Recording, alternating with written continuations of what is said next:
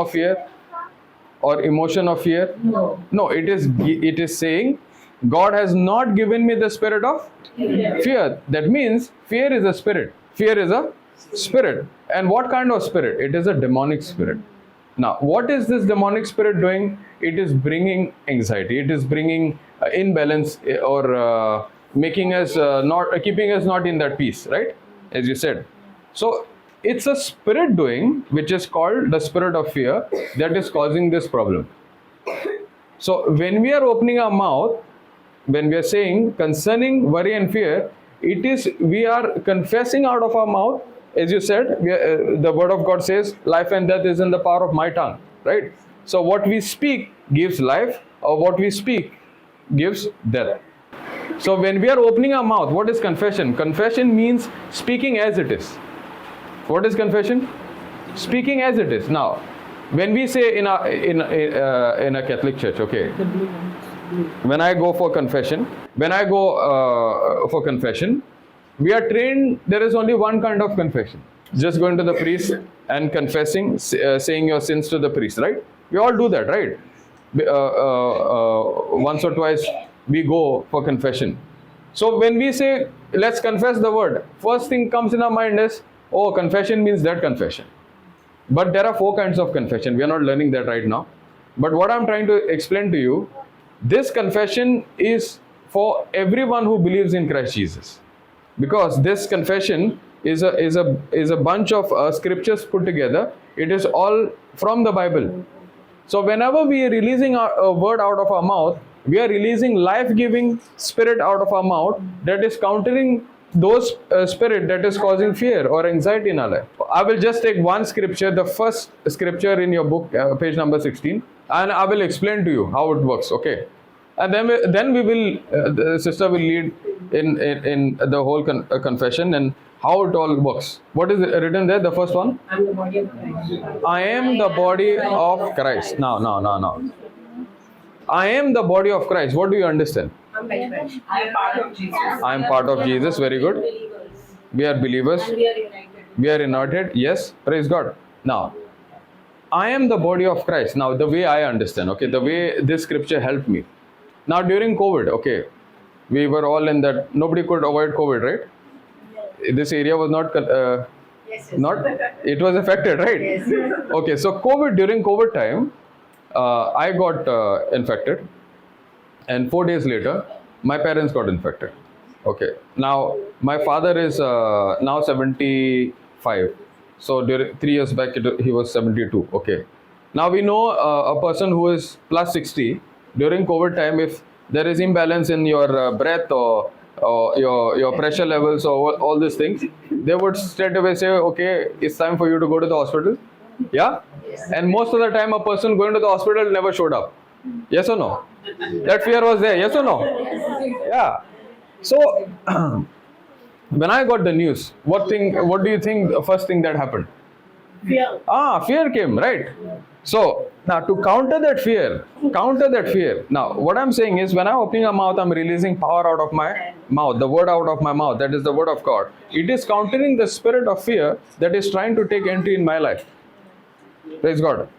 Because fear is nothing but it's a demonic spirit, that it is the way devil works.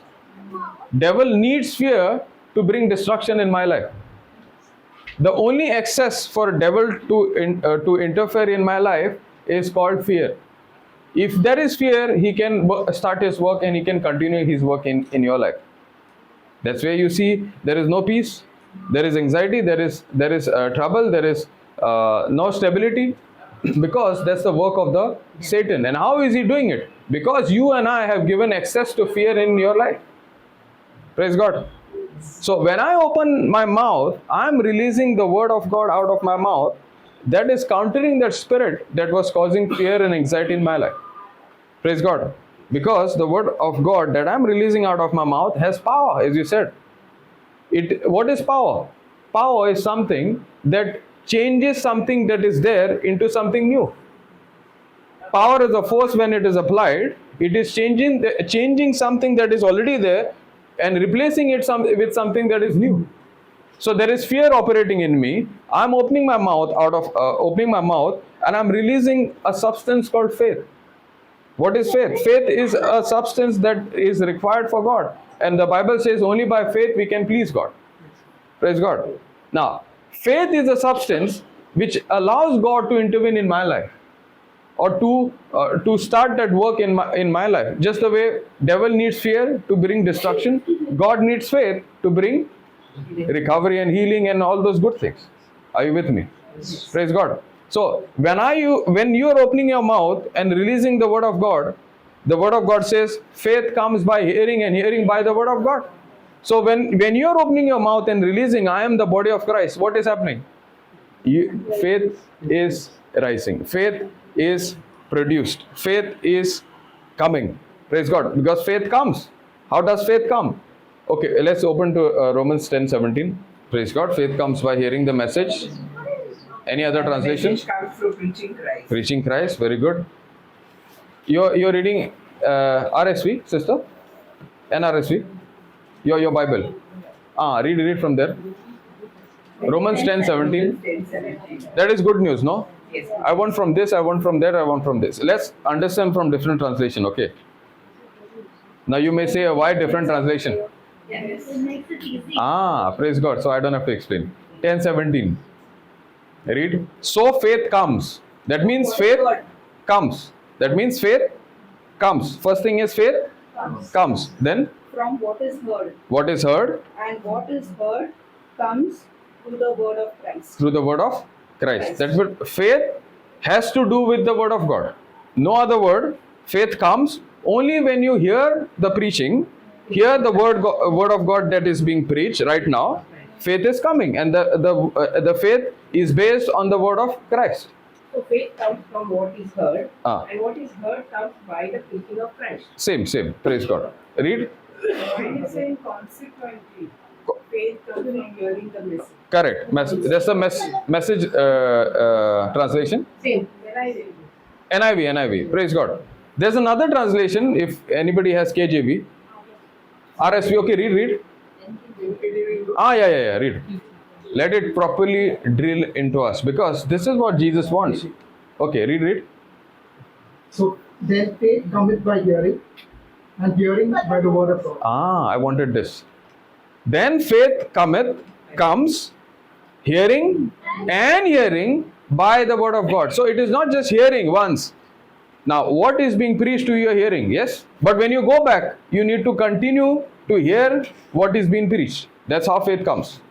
ASV says belief comes. Believe and faith is, see, By learning and learning the word of God. belief comes, right? We'll come to that. Read from that. So then faith comes by hearing, and hearing by the word of God. Praise God. Same. There is two hearing. Faith comes first, preaching. As you are listening right now, you are listening from my primary knowledge that I have received from the Holy Spirit. When you are receiving it, it is secondary, right? But when you go back home and you study what you heard, it becomes primary to you. That is faith. That means the word of God wants to talk to each one of us. And that hearing that you hear in that relationship, when the word of God speaks back to you, is called faith. So faith comes by hearing, and hearing by the word of God. So that means when I open my mouth and speak, I am the body of Christ. What is happening? I am hearing again and again that I am the body of Christ. Now, did the body of Christ have any kind of trouble? You and I, when we are all baptized in Christ Jesus, when we took baptism, what happened in baptism? Say that again, brother. Sins are cancelled. Okay, yes, right. Then Born again, new creation. new creation. Very good. Okay, what is new creation? We become like Christ. I was fat earlier, now become thin. The old is gone and the new has come. born again. Born again, John 3:3, right? Now, what is this new creation? You're leading me to a different topic right now. As when it has been. Praise God. I am the body of Christ. How many of us believe that Jesus died for us? All of us. Is it that, or is it beyond? It's beyond. What is that beyond? I'm looking at that answer. Rose from the dead. We are Resurrection. resurrected with Christ. Praise God. See, when Christ died, it's not just that Christ died for me. Yes, that's one truth. But when Christ died, Jesus took my place. He became a substitute for me. He became a representative for me. So when Christ died, he did not die his death, he died my death. Praise God. Now, when I was in Christ 2000 years back, I was in Christ. Christ is that one seed, and through that seed many are born again. That's the new creation. Whoever believes in Christ is a new creation, right? Who is that seed? Jesus himself is the seed, right? Now, when I believe in Jesus, this is exactly what happens. When Christ died, it is Jesus who took my place. That means I was in Jesus. When Christ was buried, where was I? I was buried in Christ. On the third day, when Jesus rose up, God put his resurrection power in Jesus and rose Jesus from the dead to life. In the same way, when I am baptized in Christ, the same thing happens. When Christ died, I died in Christ. When Christ was buried, I was buried in Christ. And the same resurrection power that raised Jesus from the dead is the same resurrection power put in me, in Christ Jesus, raising me from old self to the new self. That's the new creation. How did it happen? Because I had to open my mouth and confess with my own mouth that Jesus is the Lord God and the Savior of my life. You see now, there's a confession to this. I need to open my mouth and believe in my heart and confess what I believe. That yes, Jesus died for me. Yes, Jesus took my place. And when Christ died, I died with Christ. And when Christ was buried, I was buried in Christ. That means for my old nature, that is called sin. And when Christ was risen, in Christ Jesus, God raised me with his very nature. That is the nature of God in me. That's the new creation. So how did it all work? By faith, opening my mouth and confessing what Jesus did for me. That's confession. So confession is not only going to the priest and confessing your sins. That is one kind of confession. The second kind of confession is what Jesus has done for me. Praise God. Because when I confess that what Jesus has done for me, that is of Christ. When I confess what Jesus has done for me, that is the word of God. When I speak out of my mouth, believing in my heart, the word of God, faith comes. When I confess with my mouth that I am the body of Christ, now I'm talking about the new creation that I am. So in this body, who lives? Christ lives in me. So I am now the temple of the Holy Spirit. In baptism, Jesus said, I will never leave you, never forsake you, never abandon you. That means the Holy Spirit, when he comes, he will never leave me, never forsake me, never abandon me. Who is this Holy Spirit? Holy Spirit is God himself. Praise God. That's why I'm opening my mouth. I'm saying, I am the body of Christ. I am the temple of the Holy Spirit. And one of you said, we are all parts of the body. Yes. Now, why parts of different body? Like I have my hand, I have my eyes, I have my legs. Each one is a different part of my body that when they are all functioning in order, everything in my physical body works in order. So each one of us here are gifted differently to do the works of God. So when I'm opening my mouth, I am saying I'm part of the bigger body, that is the body of Christ. So when I'm confessing out of my mouth, I am the body of Christ, that means Jesus himself inside of me, and there is no problem in my physical body. There is no problem in my physical body because Jesus is in control of my physical body. I am given this physical body to the works of Jesus. That's why I'm opening my mouth and declaring out of my mouth that Jesus is the Lord God of my Savior. The first thing I'm saying, I am the body of Christ. It is no longer I who live, but Christ who lives in me. If Christ is living in me, wherever Jesus went, did we see the dead being raised to life? Did we see fear and worry leaving? Did we see the paralytic man rising? Yes. That's what we see when Jesus went to that place. Now, if Jesus is inside of this body, can sickness dwell in me? Can curse dwell in me?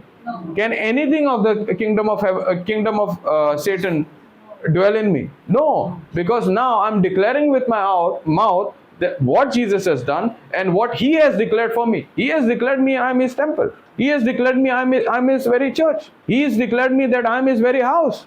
So I am opening my mouth and saying I am the body of Christ. Praise God. So when I am opening my mouth and saying I am the body of Christ, all these things what we discuss has to come in your imagination. Praise God. So confession is just not a prayer. It is a word which is living, alive, active, effective, operative, energetic, as I'm speaking out of my mouth. So when I'm saying I am the body of Christ, is there any scope for fear? No. Because where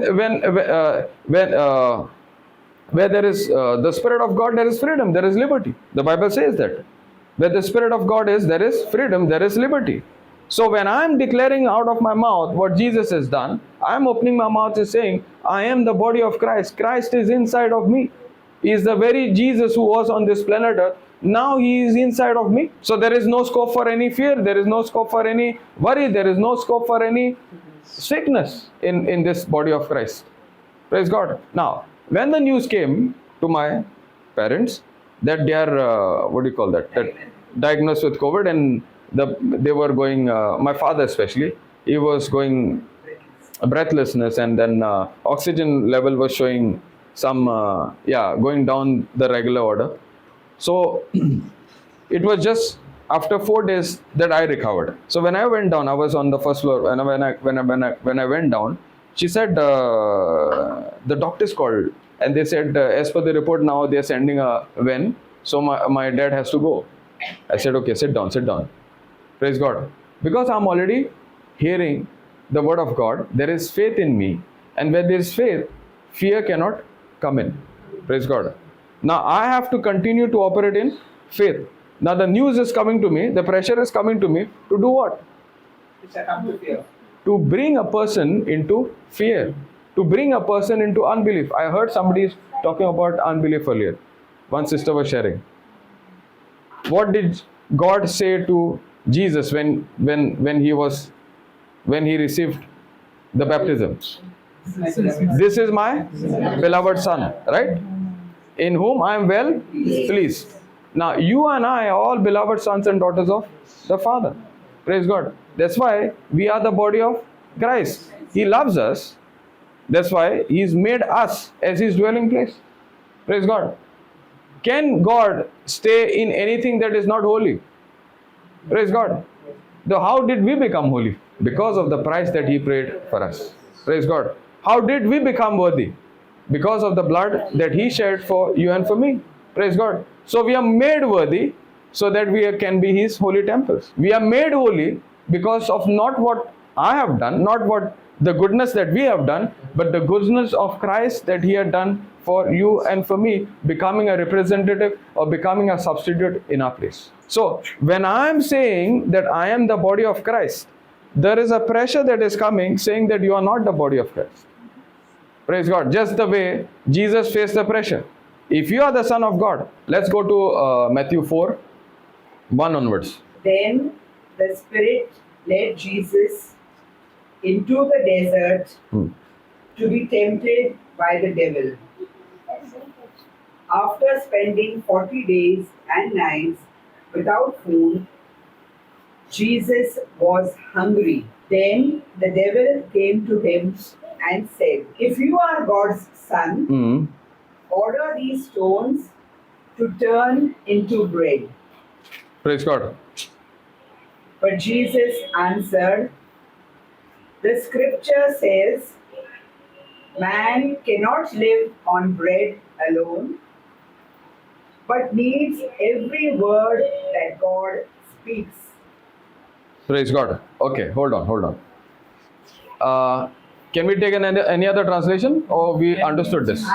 Then Jesus was led up by the Spirit. Loudly. Then Jesus was led up by the Spirit into the wilderness Okay. to be tempted by the devil. Okay. And when he had fasted 40 days and 40 nights, Okay. afterward he was hungry. Now when the tempter came to him, he said, "If you are the Son of God, command that these stones become bread." But he answered and said, "It is written, man shall not live by bread alone, but by every word that proceeds from the mouth of God." Praise God. Okay. So what do you think? Now, we see Jesus being led by the Holy Spirit, the Holy Ghost, into a place where he is going to be tempted for 40 days, 40 nights. Yes? And Jesus was fasting. And after this 40 days, the tempter comes, and what does he say?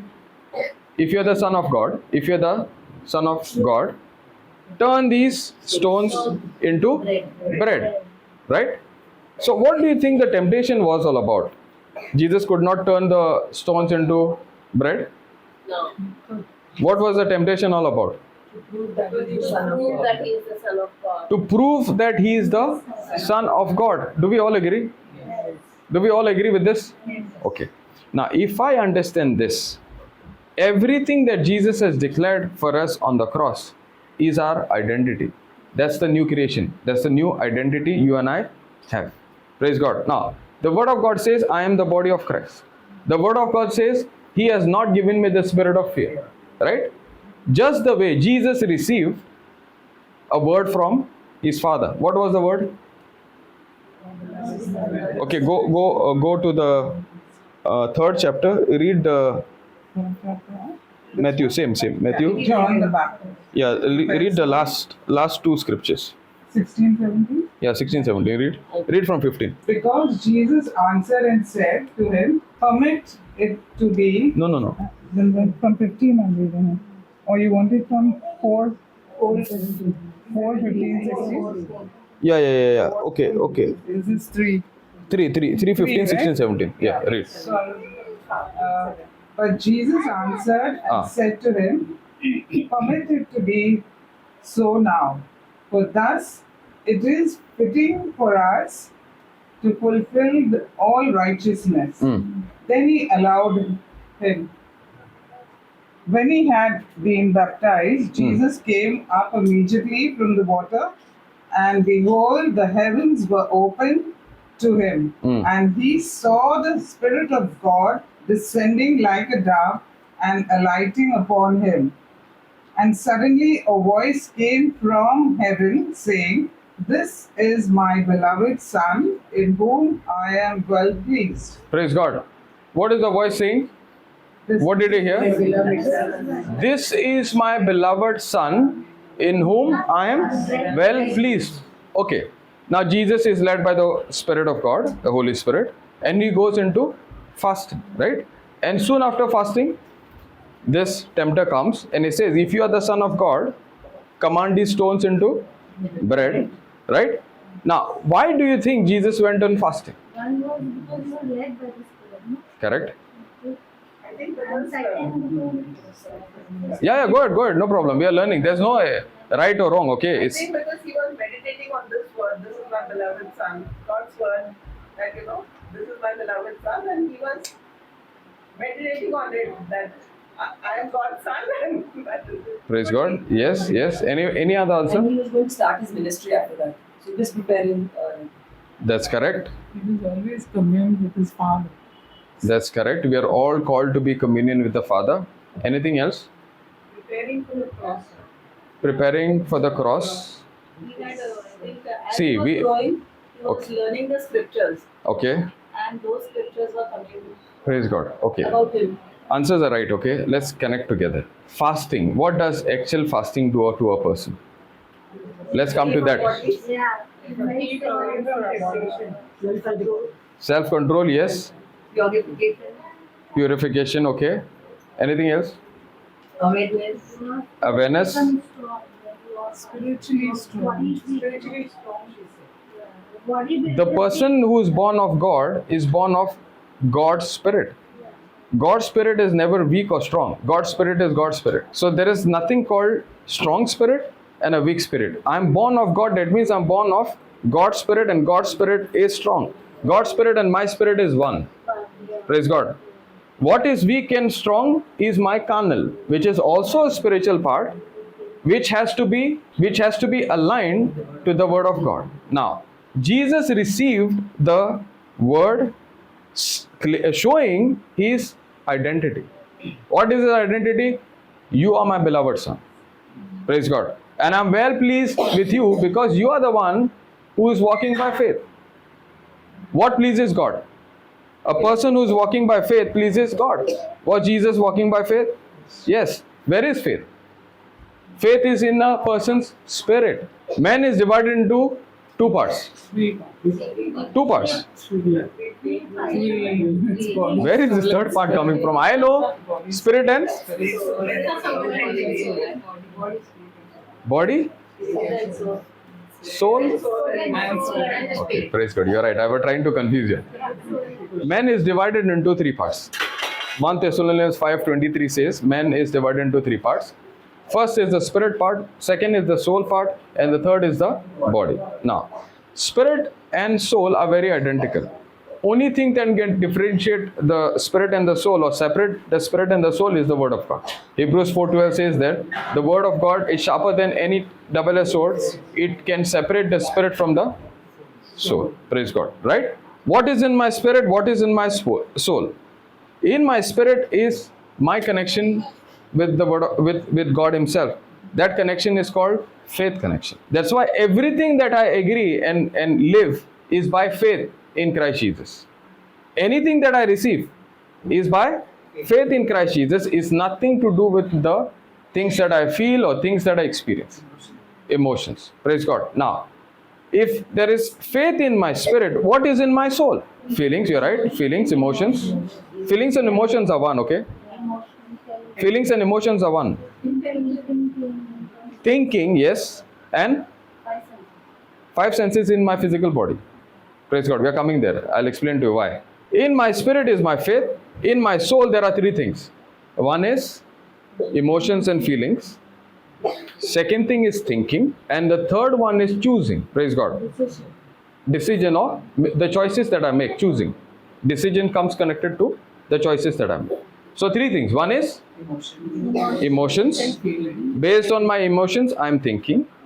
And based on my thinking, I'm taking a right choices or the decision. Praise God. Where is it? It is in my soul. Because my mind is connected to my soul. Many a times we think a memory and a mind is the part of my brain. Yes or no? Yes. Yes or no? Is it really the truth? No. Is it really the truth? No. I can prove it to you through the word of God. Okay, it's not the truth. Now, I will not go there, okay. But in Luke chapter 16, 19 onwards, if you read, there was a man named Lazarus and there's a rich man. I'll give you in a nutshell, okay. Yes. First, say that again, who's that? Lazarus. Lazarus was the poor person, and the rich man, his name is not mentioned, okay. But the poor person died. The beggar, Lazarus, dies. And after some time, the rich man also dies. When the rich man goes to where he landed in Hades.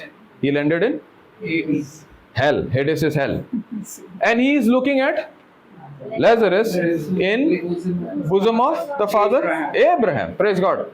Now, from hell, he is looking at Lazarus in the arms or in the bosom of Abraham, and is saying, send Father, send him to me to cool my tongue. Now, his body is where? His body is where? Buried in. When you go for funeral, where is you see the body? Body is also gone in the mud, right? So that means the rich man body is there underground, right? Buried, and even the beggar's body has to be. Yeah, praise God. Yes. So where is his brain? Brain is in the mud, right? So how come this person is knowing that fellow? Because his mind is in his soul. Praise God. So memory is connected to my soul. Now, okay, go there. 16:19. I'll give you that word. Luke 16:19. Read, sister. There was once a rich man who dressed in the most expensive clothes and lived in great luxury every day. There was also a poor man named Lazarus, covered with sores, who used to be brought to the rich man's door, hoping to eat the bits of food that fell from the rich man's table. Even the dogs would come and lick his sores. The poor man died and was carried by the angels to sit beside Abraham at the feast in heaven.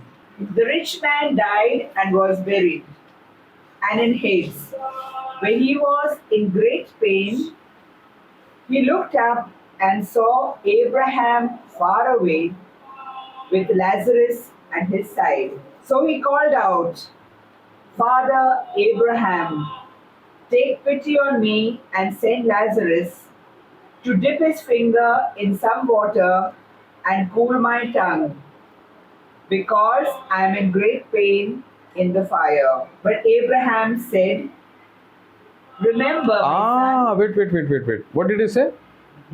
I'm in pain. I'm in pain, and after that, remember. Remember. How do a person remember when his brain is buried? Yes. Soul. Because memory is connected to my soul. Therefore, I can remember. Praise God. So memory is a spiritual thing. What is cannot be seen is spiritual. Yes or no? So can I see my memory? No. What I thought all this while? My memory is really sharp. Praise God. Because my brain is grown stronger. Yes? Praise God. My memory is never connected to my brain. It is connected to my soul, which is a spiritual organ or spiritual part. Praise God. So there are two things, spirit and my soul, both are spiritual. So when I'm born again, it is the power of God, it's the Holy Spirit who is dwelling inside of me. So my spirit and God's spirit is become one. There is no weakness in my spirit. Where is the weakness? Which is the second part of my spiritual organ, which is called the mind, which is in my mind, which is part of my soul. So my soul has to align to the Spirit of God, which is in my spirit, which is already strong. Praise God. So how do I draw something from my spirit to my soul? Is through faith. When I'm opening my mouth, these words that I'm speaking are filled with faith. So when these words are being spoken, words are containers that connect me to the spiritual realm, that brings from the spiritual to the physical. So when I'm confessing, when I'm opening my mouth, I'm releasing words which are spiritual containers that are drawing from my spirit, which is inside of me, which is already strong, to my soul, which is another part of my spirit that has to be renewed, and has to be renewed only with the word of God. Praise God. So my soul is what? Trained day and night, which is actually governed with the five senses, which is part of my physical body. Praise God. So 40 days, 40 nights, a person is fasting. First thing, after 40 days, 40 nights, what will come to a person's thinking? Food. Praise God. Food. That's why the tempter is coming and showing, you are hungry. Yes or no? Yes. Praise God. So the soul mind of Jesus, praise God, is aligned to the spiritual spirit of Jesus. That is, God is a spirit, Jesus is a spirit, having a mind, but both are aligned to God. How do I know that? He is opening his mouth and confessing what his father spoke in the book of Deuteronomy. In Deuteronomy, I think 3:6 or 3:8, man shall not live on bread alone, but every word that comes out of God's mouth. So what was Jesus doing in those 40 days? He was pondering, I am the beloved son of my father, and everything that my father spoke, he is pondering on that. Praise God. I am not alone in this 40 days. God is with me, and therefore man does not live on bread alone, but every word that comes out of my father's mouth. Praise God. So the tempter is showing that you are hungry. Did Jesus not know that he is hungry? Praise God. But he in those 40 days made his physical body to obey the Spirit. Jesus had every power to turn the stones into bread. Did God turn out of a dry rock water? Yes. Did Jesus turn water into wine? Yes. He could turn. It was nothing for Jesus. But whose voice will he obey? Is it the voice that he heard in those 40 days that he trained?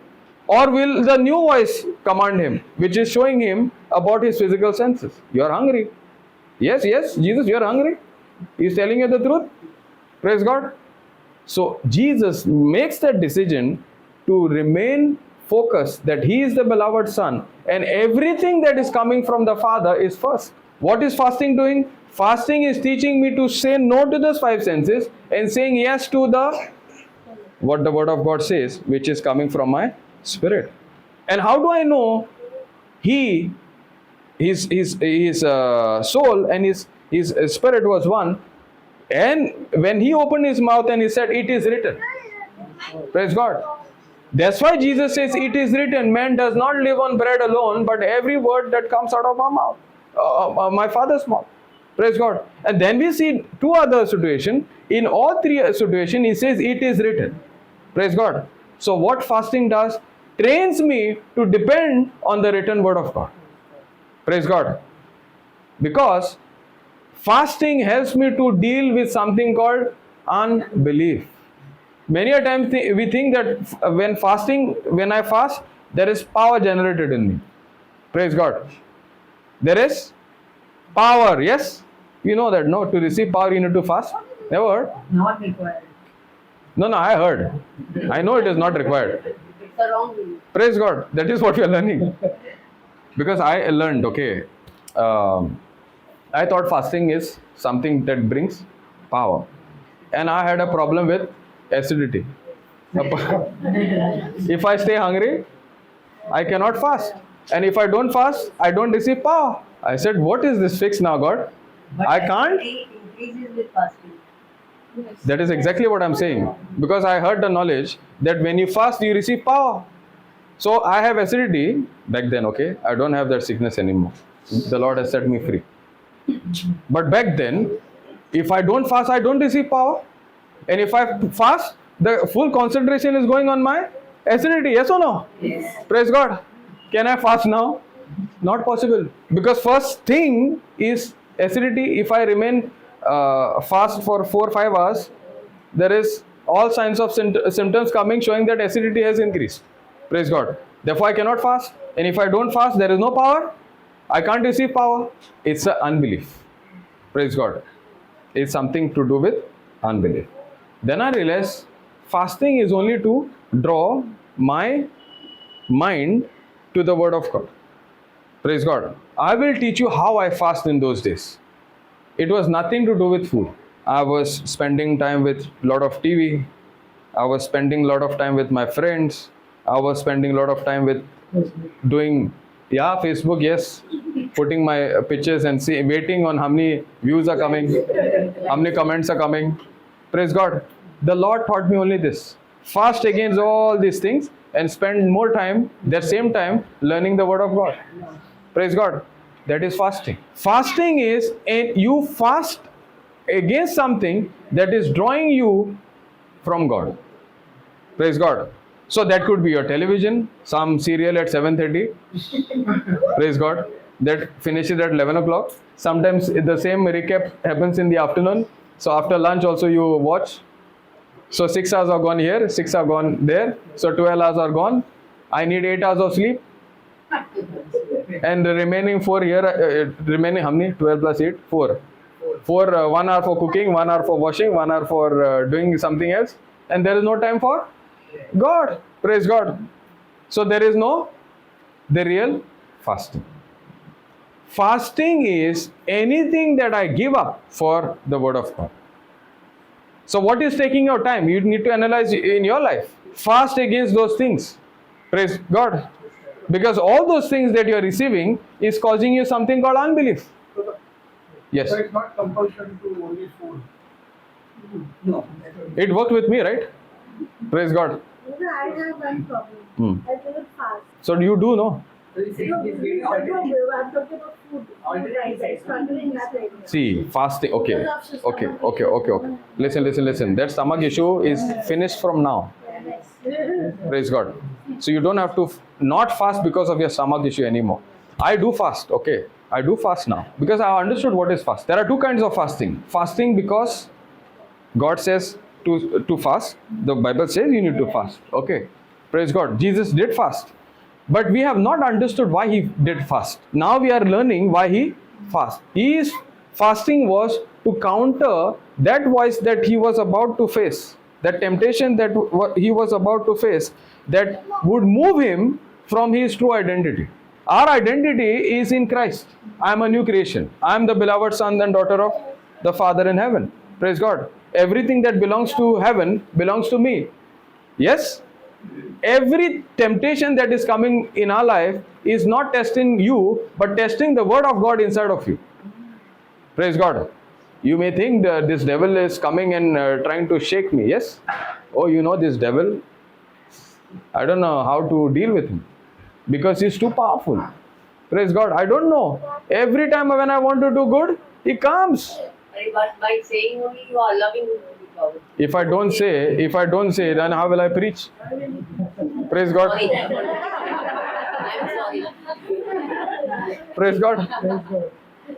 First I have to show fact and then I have to replace that with the truth. Yes or no? Sorry. Praise God. It's okay. We are learning. Praise God. First I'm showing a fact, then I'm showing a truth. This truth has the power to replace the fact. Praise God. Are you understanding? Okay. What I was saying? Yeah. See, you may think that I've come prepared. This is the Holy Spirit who's already prepared. Okay? And everything that is coming out of my mouth is the Holy Spirit doing. Praise God. Okay? Now, many a times we think the devil is so powerful. He does not leave me. I just walked out of the church and I said, Lord, I want to do good and I make sure that I will bless the person. I will not curse the person. Yes? And yes, you are coming at the gate. The security says, what is your flat number? What will happen? I am staying in this house for 10 years. And you are asking me that the person is just come on a new job. He is doing his duty. What happened to your levels? Praise God. You made a prayer that I will bless anyone and anybody who is coming with me. And one word has triggered you. Praise God. You know where it's triggered you? In your emotions. Praise God. Now, can I touch your physical body? Can I touch your physical body? Yes. What did I do? And how do I know that? How do you know that I touched you? You sense on your skin. That means I can touch her, right? Can I touch your soul? No. Can I touch your soul? Yes. The security said something. No. It triggered your soul. Praise God. So the words have the power to trigger your soul or play around with your emotions. See, that's why words are very, very powerful. Words are containers that pricks into your soul and it can trigger your soul. Praise God. Now, you have made the choice from the church to the gate to speak out of your mouth what Jesus has done. When the pressure came from the security guard, you are already trained to operate in love. That's fasting. Praise God. So you are calling a fast from the church to the place wherever you're going, not to think of anything else rather than the word of God. Praise God. That's also fasting. You're fasting anything against that will cause me unbelief. That is fasting. Praise God. Are you with me? Yes. Because a person who is triggered by emotion, moved by emotion through the words that is coming from the outside is a weak person. A person who does not have a control over his or her emotion is a weak person. Praise God. A person who is speaking faith is a strong person because he is the one who's trained his mind, which is the soul mind, which is a spiritual organ, to be governed not from the pressure that is coming outside, but the word of God that is coming from the inside. Praise God. So when the security spoke, what is your flat number? If you are God-minded, you will say, welcome. You say, my number is so and so, and all the best to you. Praise God. Because now he is registering in his memory, this lady or this person is living here. Praise God. So next time he will not ask you because you have greeted him. You have planted a seed of love in him. Praise God. When you give love, you will receive love.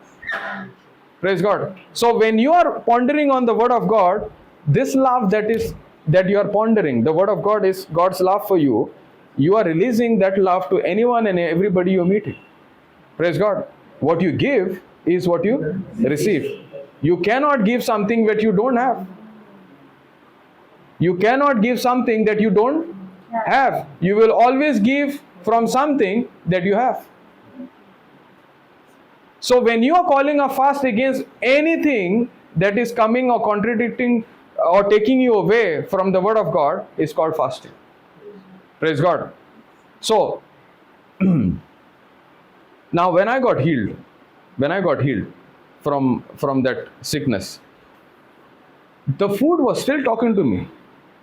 The food was still talking to me, that same very food that I was avoiding, like spicy food. Okay, because the knowledge is when you have spicy food, it will trigger, right?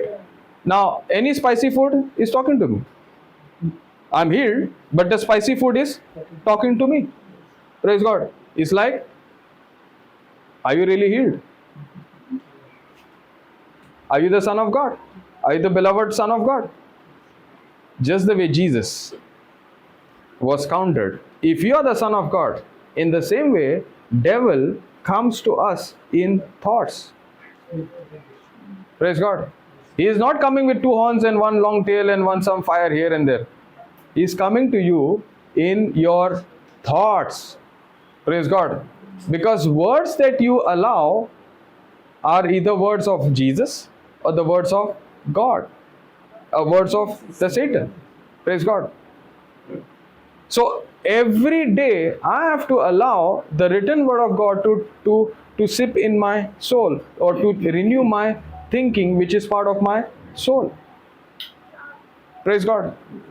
So when I'm training myself, studying the word of God again and again, my spirit, which is already strong, another part of my spirit, which is my soul part, is becoming strong. Praise God. So you understand the difference? My real being, which is the new creation, which is my spirit, is already strong. But it is my journey to call a fast against everything that is causing unbelief, to shift my focus from myself to what Jesus has done. So fasting helps me to focus on what I am doing or what I have done, rather than what Jesus has done and what Jesus is doing in my life. Praise God.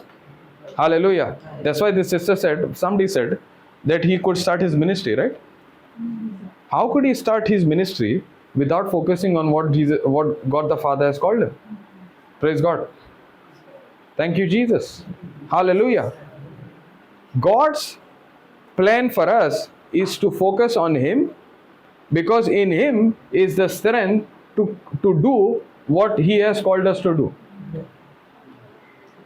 Praise God. So, we were saying, how can I fast? How can I fast? Now, I can fast with my own ability, and I can also fast depending on what Jesus has done. Praise God. I can fast with my own willpower, or I can fast with depending on the strength of God or the power of God which is available for me, that is called grace of God. Praise God. So fasting can be of two things. Lent season come. Praise God. Oh, I got to fast. Ash Wednesday is coming. You know, the thought itself is your willpower. Praise God. Oh, Good Friday is coming. I will not have beef. I will not have pork. Yes? So all these weeks before, you are training yourself, or you are calling your willpower to be strong, to be holding that fast for that Good Friday. Praise God. But actual fasting is effortless. Why I am saying effortless? It is not needing your effort, but it is to depend on what Jesus has done, or in other words, to depend on the efforts that is in me, that is of Christ. Praise God. And that effort or that power or that ability is called grace. Praise God. Okay, I'll explain to you. There are two things I can follow Christ. With my willpower, I'm taking the example of fasting. Or on the other side, there is Jesus. That is, through Jesus I receive His ability, His strength to carry on what He has called me to do. Right? One of the things is fasting. Now, I'm taking the example of Lent season. When is Ash Wednesday? I don't know. Good. Praise God. But as Ash Wednesday is coming, I'm sure it is February. February, okay. As in January, what we do, we try to cook everything non-veg before that Ash Wednesday comes. Because next 40 days I cannot eat. So I enjoy before that. Yes? Praise God. Yes or no? Yes. So what ability is this? Your strength. My strength. Let me have everything, because I will not be able to have anything after Ash Wednesday comes. Or even if you don't eat everything during after Ash Wednesday, at least Good Friday is looking at you. At least Good Friday is talking to you, no? I'm coming. Praise God. Let me have one glass more. Or one cigarette more. Praise God. Because at least on that day I have to keep, no? Now what is this thinking? I have to depend on my ability. Praise God. But Jesus really wants us to depend on my ability? No. Otherwise, why would He come on this planet Earth? He came so that you and I have received His strength called the grace. Praise God. Now, what is grace? I'm sure definition of grace you will know. God's ability. God's ability, okay. Not our merits, but it is the Yes, it's undeserved.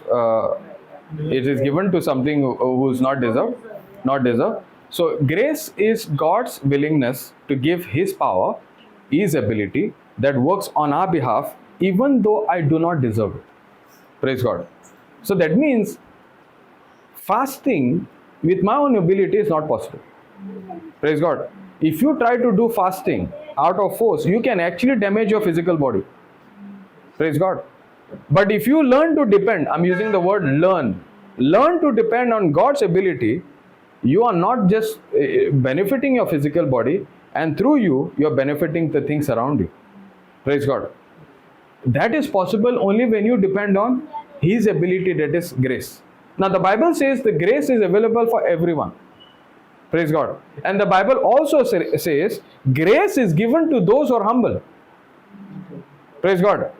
That means grace is available, but there is a condition to receive that grace that is available. It is given to those who are humble. Praise God. What is humble?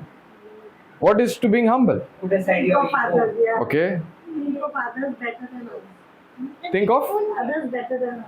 Correct. Praise God. Okay. The world is teaching me being humble is to lower yourself down. Put yourself down. Praise God. And when you lower yourself, somebody will help you. Otherwise, they will not tolerate you. You have to say yes, yes, yes to your boss. Be humble in your office. Praise God. Even if he shouts at you, no problem. One day you will get promotion. Yes or no? That is how the world teaches me humbleness, no? Be nice to your daughter-in-law. Praise God. Otherwise, she will throw you out of your house. Praise God. World is teaching me that kind of humbleness. Yes or no?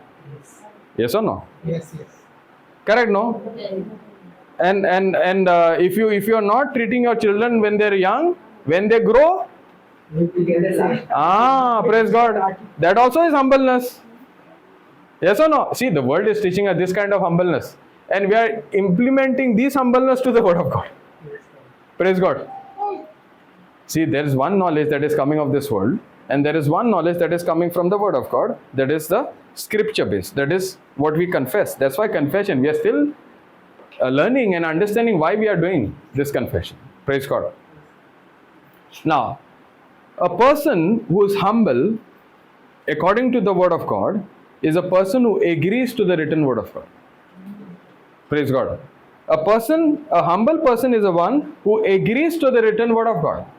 Now we see Jesus being humble. The devil is coming and saying, if you are the Son of God, turn this these stones into bread. What is Jesus saying?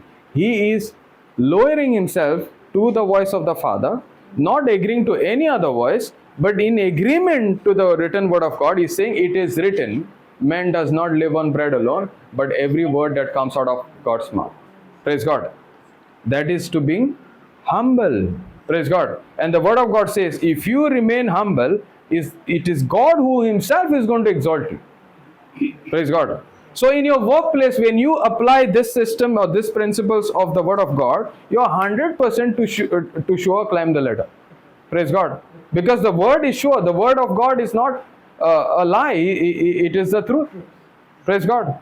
There is a pressure. If you don't show yourself in your work, praise God, at your workplace. I don't know why I'm talking about work here. Thank you, Holy Spirit.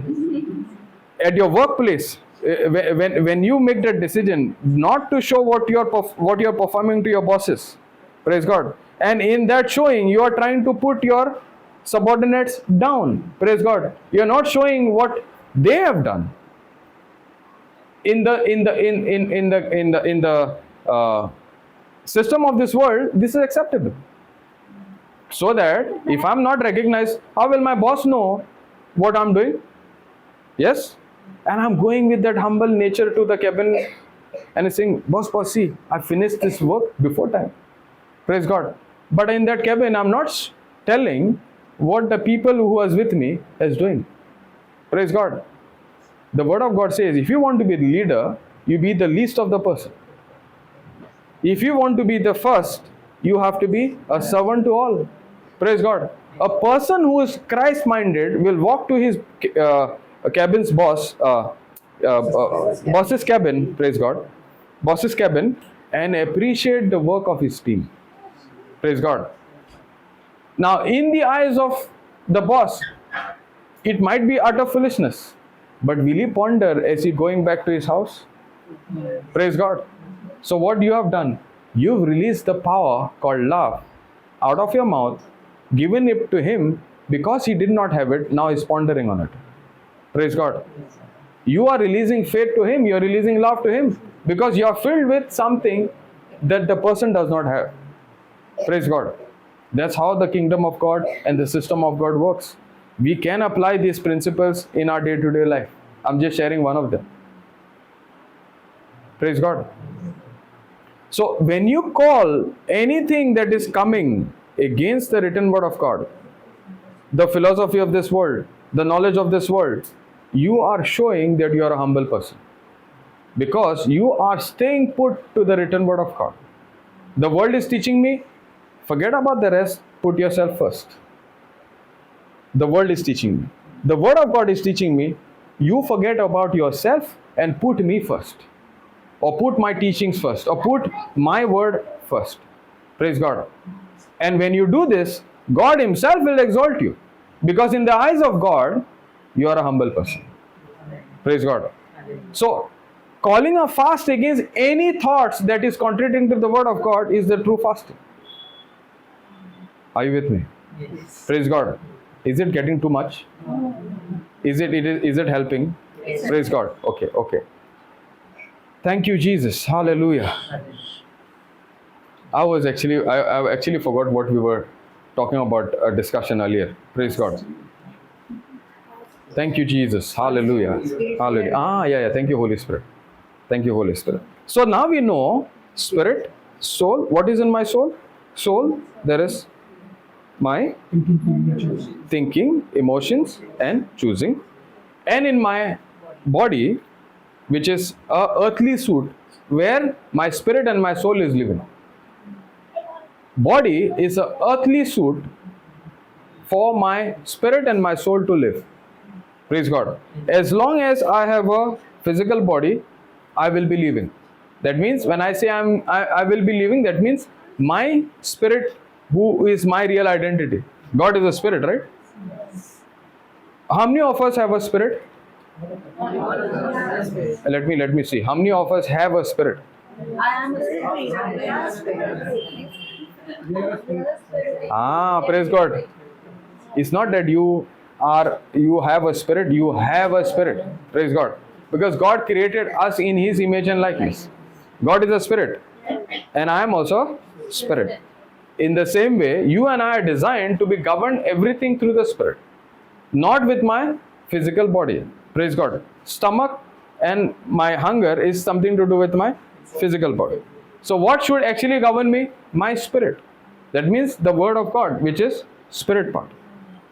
Now, this should govern everything for me, or in me, or around me. Praise God. Hallelujah. Okay, before going there, no, I will give you one scripture and then you will understand better. Go to third letter of John, 1, 2. Beloved, Hmm. I wish above all things that thou may prosper and be in health, even as thy soul prospers. Praise God. Read that again, brother. Beloved, Beloved, I listen. wish above Hold all on. Settle down. Third letter of John, there is only one chapter. Read the second one. Beloved, Beloved, I wish above all things I wish above all things, not some things, all things, that thou may prosper that means you may prosper and be in health, and be in sickness, be in suffering, be in health. Okay, then even as your soul prospers. even as your soul is prospering. Praise God, or prospers. So when will I see physical health, good health in my body? As my soul is prospering. What is that prosperity? My soul is aligned to the written word of God. Praise God. That's why we are discussing the soul so much. Praise God. The spirit is already made new. There is no problem in my spirit. But there is another spiritual part which is my soul. In that soul is my mind that has to be renewed to the word of God. Praise God. So fasting is anything that contradicts to the written word of God, or to those thoughts that are coming that are contradicting to the word of God, that is causing me to go against the word of God, which is called unbelief or not believing in the written word of God. Praise God. That's why the word says in the beginning, beloved, above all I pray this, I wish that you may prosper in everything. That means including your health. That means God intends a good healthy body. Praise God. Not just healthy body, but health in your finances, health in your family or everywhere. Praise God. As the condition is, as your soul is prospering. Praise God. So day and night I have to call a fast anything that is coming against the word of God. That could be your TV, that could be your even son, that could be your even your daughter-in-law. Praise God. I have to pamper my daughter-in-law so much I forget about Jesus. Praise God. I'm talking fact because I hear a lot of people, brother, I don't know what to do. Praise God. My daughter-in-law is not just willing to understand. How will you understand her? Because you are not seeking the kingdom of God first. First understand the kingdom of God. Praise God. You change your life, you get into the relationship with God first, and with your lifestyle, her life will be changed. Praise God. Because you can give somebody the understanding that you have received, the right understanding with the written word of God, and with that understanding you will live a lifestyle that is of faith.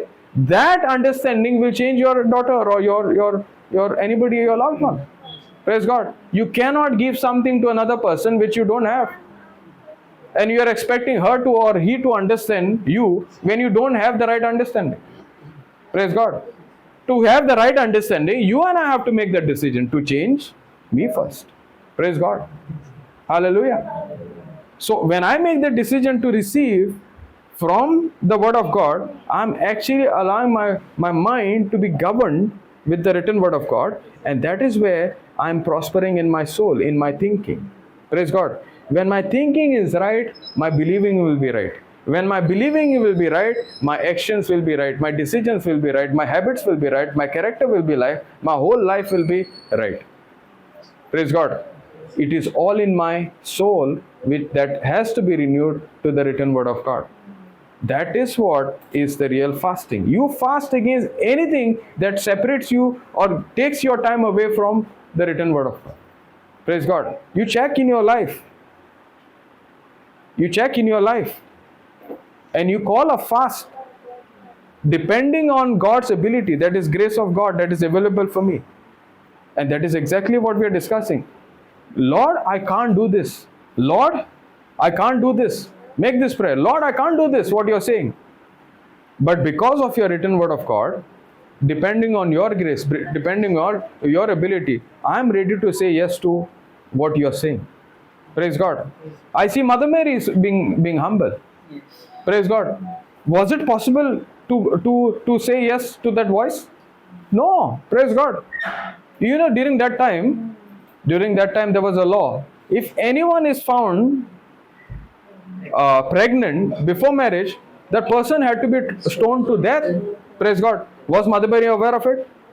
Yes. That means, was there sense knowledge talking to her? Yes. But she took heed to the written word of God or to the plan of God. Praise God. She understood. She is the woman. She is the person. And when she made that choice, agreeing that with men it is impossible, but with my God it is all possible. What is that, my God?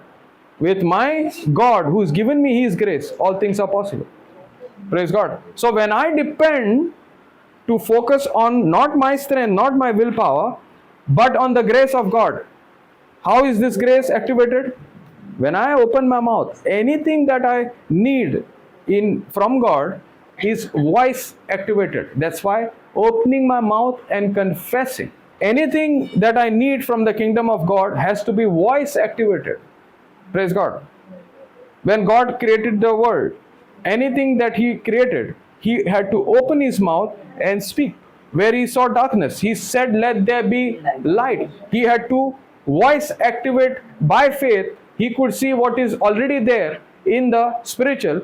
Words are containers. He spoke those words, let there be light. The Holy Ghost took that word, let there be light, took that from the spiritual realm where there was light and brought into the world where there was no light, and there we see light. That's what confession does. Anything that I want to see, I need to open my mouth and give voice to the written word of God. Praise God. Hallelujah. Thank you, Jesus. So, Mother Mary also had to say, let it be done according to your word. Did she open her mouth and confess? Yes. That shows you are humble or you are living in pride. Praise God. So when we say you need to confess this word, first we are receiving understanding. A humble person will always open his mouth and confess the written word of God. Another person is, the thoughts are talking. Praise God. The thoughts are speaking to the person and keeps his mouth shut, will be living a defeated life. Praise God. Let me repeat. Devil comes through thoughts. He is continuously bombarding you with thoughts. Praise God. Your mind is the battleground. Where is your mind? The soul part. Praise God. Your mind is completely bombarded with those thoughts that is coming through the knowledge of this world. You are not opening your mouth and speaking the written word of God. You are allowing those thoughts to counter and to destroy your life. Praise God. I cannot fight a thought with a thought. Praise God. That's why Jesus in that garden, in that garden, He opened His mouth and said, it is written. The devil spoke to him, gave him thoughts that he's hungry. If you are the Son of God.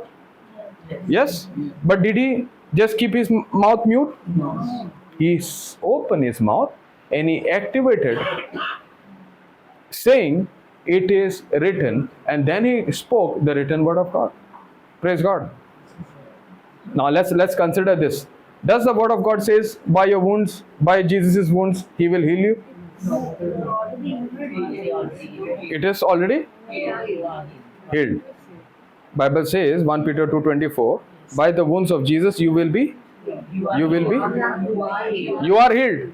But when we go for a prayer meeting and we say, Jesus, please heal me. But sometimes the thought comes, no? God, please heal me. Now that thought is from pride or from a humble nature? Praise God. See, a humble person is a person who agrees to the written word of God. There is pain in your body. Who will you agree to? To that pain that is talking to you, or to the written word of God? Praise God. But when the pressure comes, no, our answers are right here. Absolutely right. Praise God. But to withstand that pressure, just like Jesus, you have to call a fast against everything that is helping you not to prepare in the written word of God. Praise God. You have to check your life every day. In which area you have to call a fast. Praise God. Now we know fasting is not related only to my physical fast. Okay. Fasting could be your weekend movies. Praise God. Fasting could be TV serials. Praise God. Perfect example. I was stuck there. Sleep. Video games. I was stuck there. Sleep. Yes. Let me sleep even longer. Gossip. Oh yes. Gossip. Dangerous. Praise God. Let me call. Oh, I have not spoken to this person. What will she think that I have not spoken for a long time? And when you dial that number, how are you? Oh, you got healed? Praise God. No, you know what? Actually, I got healed for that meeting, but that no, it came back. Praise God. Now, what has happened? Your intent was to comfort that person.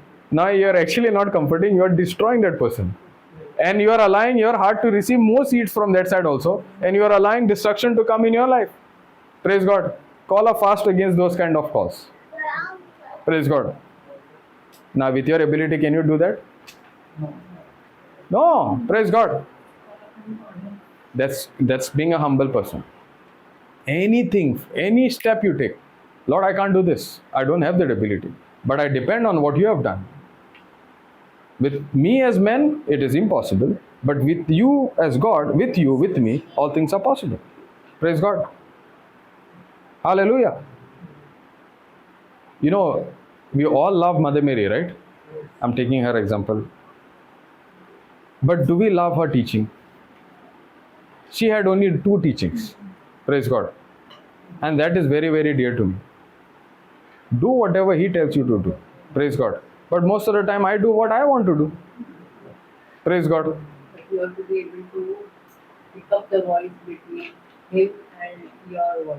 Correct. So that clarity. Praise God. Yes. You know, many a times, I agree with you, sister. Many a times we study the wrong things rather than the truth. We study this devil is so difficult. The devil is so much. We say devil so much. You are ignoring the devil. Praise God. I might forget actually. Again. Praise God. Thank you, Holy Spirit. We are saying devil so much. In other words, we are giving more glory to the devil. In other words, we are saying the one who's in me is powerless. I am the body of Christ who is living inside of me. Praise God. Actually, the one who we are dealing is already defeated. The devil is defeated. We know it. Praise God. But knowing also we live ignorantly. And ignorance is one of the unbelief. Praise God. Now. A person, we have fake notes, right? And we have the right currency. Praise God. I have a fake note. I have a real currency. How will I distinguish from a fake note to a real currency? Or when will I know to distinguish between a fake note and a real currency? A person who are specialists in this field, they will study the real note, the true note, in such a way, the moment even they touch or feel the fake one, they know it's fake. Praise God. So when you call a fast against everything that is keeping you away from the knowledge of Jesus, you are training the truth, you are training your mind to hear His voice and to know Him in such a way, you know the moment anything that contradicts the written word of God, you know that's not the voice of my Father in heaven. I need to focus on the truth in such a way, I know anything that is against the truth is a lie. Praise God. So it is very simple. We complicate things. I need to get into the written word of God and have a relationship with me, with the written word of God. Word of God is God Himself. And I am so sure about this relationship, even though I'm disconnected, even though I've gone away, when I come back, it is not a fresh relationship, it is not a fresh start. It is a start from where I stopped. Praise God. I'll give you an example. Let's say a friend of yours has migrated to another country. and that friend was dear to you for nearly 10 years together. You had parties together, you did everything together, right? And the person is come back after 2 years.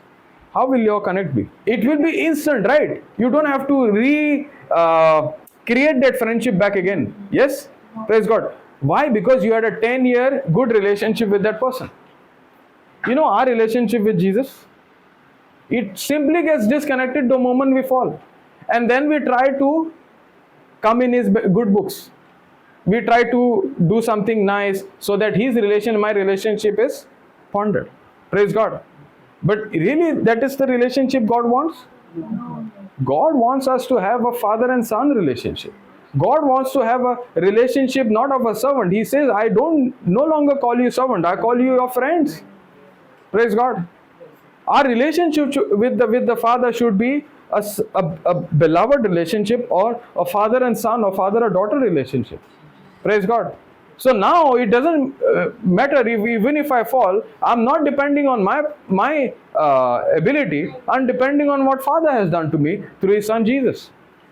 Praise God. That's the right relationship. Any relationship that is of fear is not right. But any relationship that is of love is perfect. Because perfect love of God casts out all fears. Praise God. So when I'm getting into this love relationship, calling a fast against everything that is causing me away from God, I'm learning to live that perfect life that God has called me. That is life of being in friendship with God, or being in that love relationship with the Father. Thank you, Jesus. We were So, saying about the two, about Mother Mary. One is, we always said that. yeah. The first thing she said, which we already discussed actually, with man it is impossible, but with God's ability it is possible. Praise God. That means I learn from her how to be humble. Praise God. I learn from her what is true worship. You know, what is worship to you? It's a different topic, but we'll discuss because it's important. The first time the word worship came is in the book of Genesis during Abraham's time. And Abraham says, when he was going and offering his son Isaiah, he said, I will go and worship. Right? Praise God. Now, okay, let's get into Romans 12. Read from 1. I'm not sure exact scripture is 1, 2 or 3. Romans 12, 1 onwards. Gifts from the Holy Spirit. Okay, read 3 then. I want you to know that no one who is led by God's Spirit can say a curse on Jesus. No, is it 12, sister? No. Romans 12. Sorry. Romans 12. Verse 2, Yeah, 2 and 3, just read. 2 is, and be not conformed. Okay. After that, 3. I appeal to you, therefore, brothers and sisters, by the. Okay, sorry. 1. Sorry. Read 1. I appeal to you, therefore, brothers and sisters, by the mercies of God, to present your bodies as a living sacrifice, holy and acceptable to God. God, which is your spiritual worship. Do not- Spiritual? Spiritual worship. Read that again. Read it slowly. I want that word only. I appeal to you, Mhm. therefore, brothers and sisters. That means I call all of you, I call your attention, I call your special attention to this message. Okay. By the mercies of God. By the mercies of God. Then? Mercy is the same as grace. No, it's different. To present your bodies as a living To sacrifice, present your bodies as a living sacrifice, holy and acceptable holy and acceptable to God, which is your spiritual worship. which is your spiritual worship. Now, if I want to know Mother Mary, this is the scripture I can take. Praise God. Now, she is a virgin, never had a relationship with any other man. Praise God. Yes? And suddenly an angel comes and he says, you will bear a son who will be named Jesus. Yes? Praise God. Right? These words were from God. Can you just imagine, middle of the night, you are a virgin, and angels come and says, okay, tonight you will be conceiving baby Jesus, what thoughts will come to you? How is it What will people possible? say? How What will people say? And how is it possible? Correct, no, all these thoughts. But look at Mother Mary. Look at her attitude. Look at her nature. Praise God. It's not that she did not have doubts, but she did not contradict to the plan of God. She wanted to know the plan of God. She is saying, this word says, giving my body for the work of God. Did Mother Mary give her physical body for the work of God? And did she remain connected to the Word of God, because the Word of God is holy, that kept her holy, and separated from the rest of the world, sanctified for the plan and purpose of God? That is called true worship. That is called real worship. Now we think worship is only praising God, thanking God. Praise God.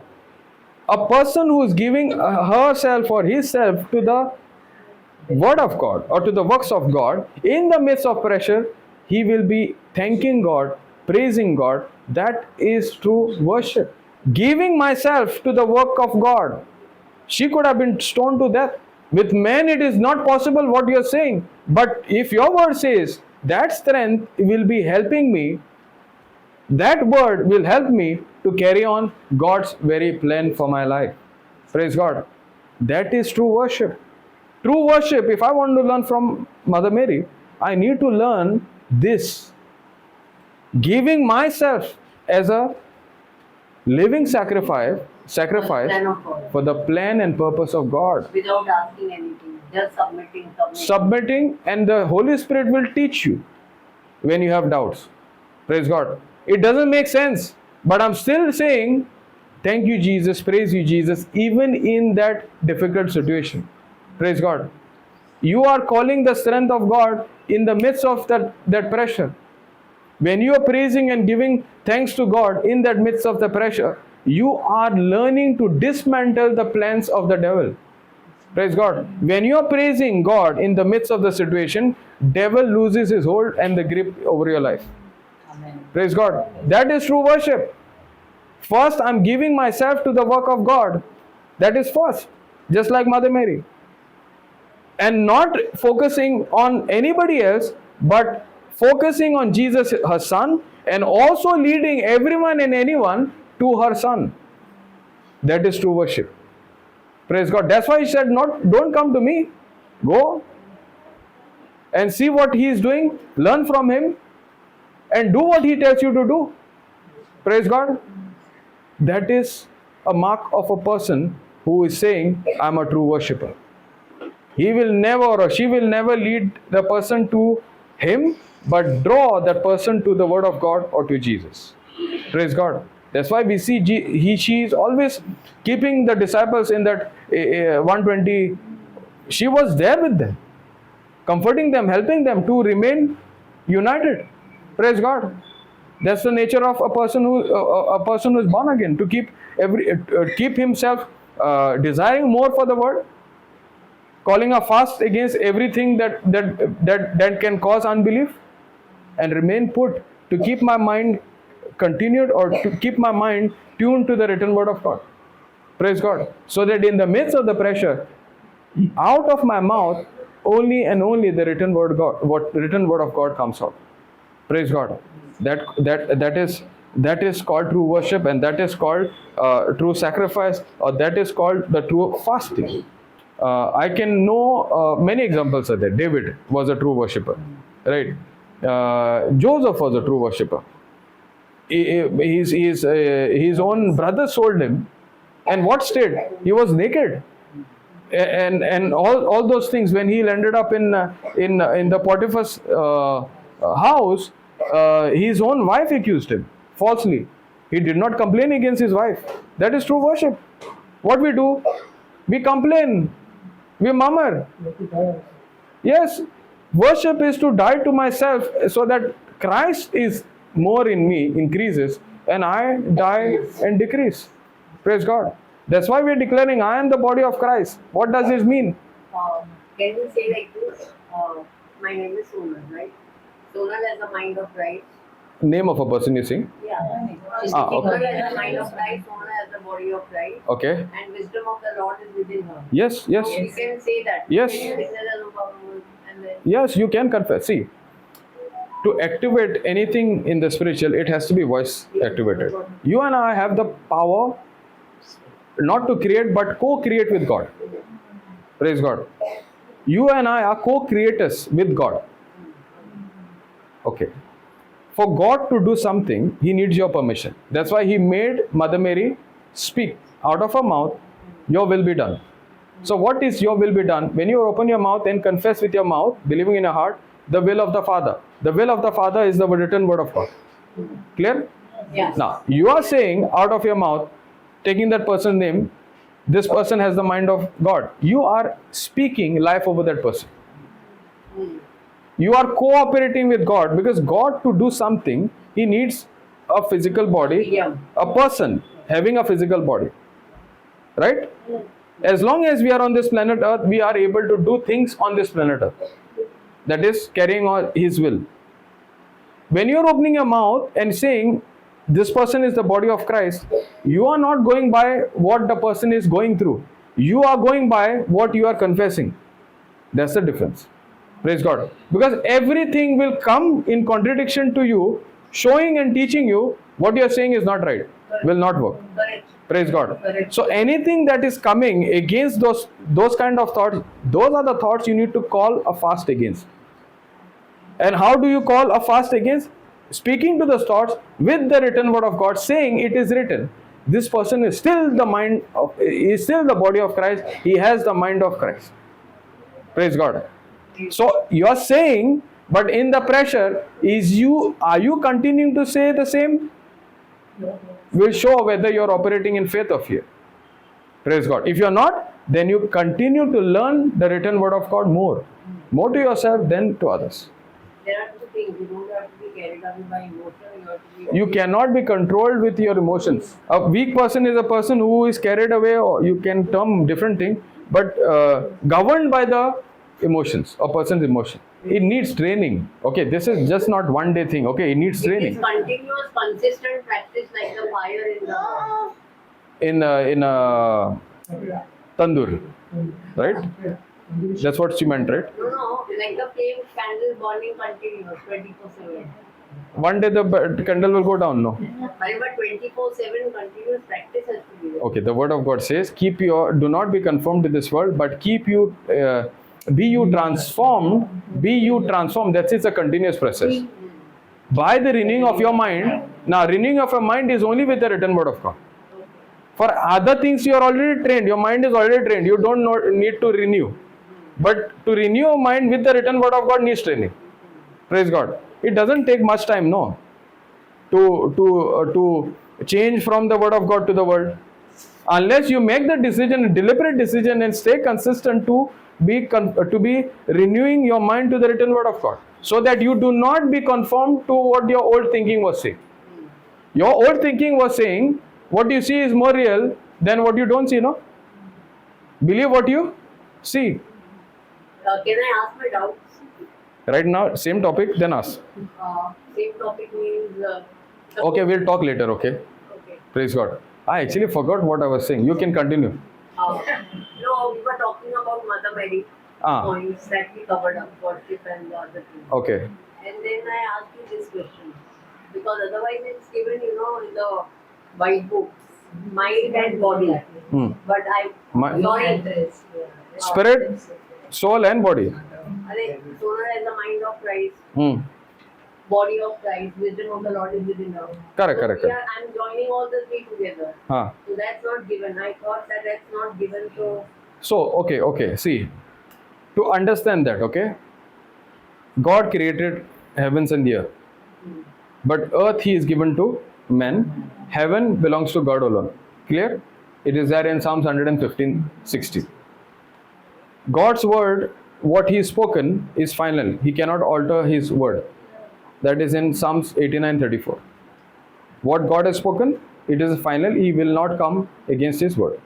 Now, a nice house is built by you. Your hard-earned money. Everything is yours. And you give that to your daughter or to your son. and you transfer in writing the ownership to your son or to your daughter. Is that house yours now? Praise God. You have hit the point actually, right now.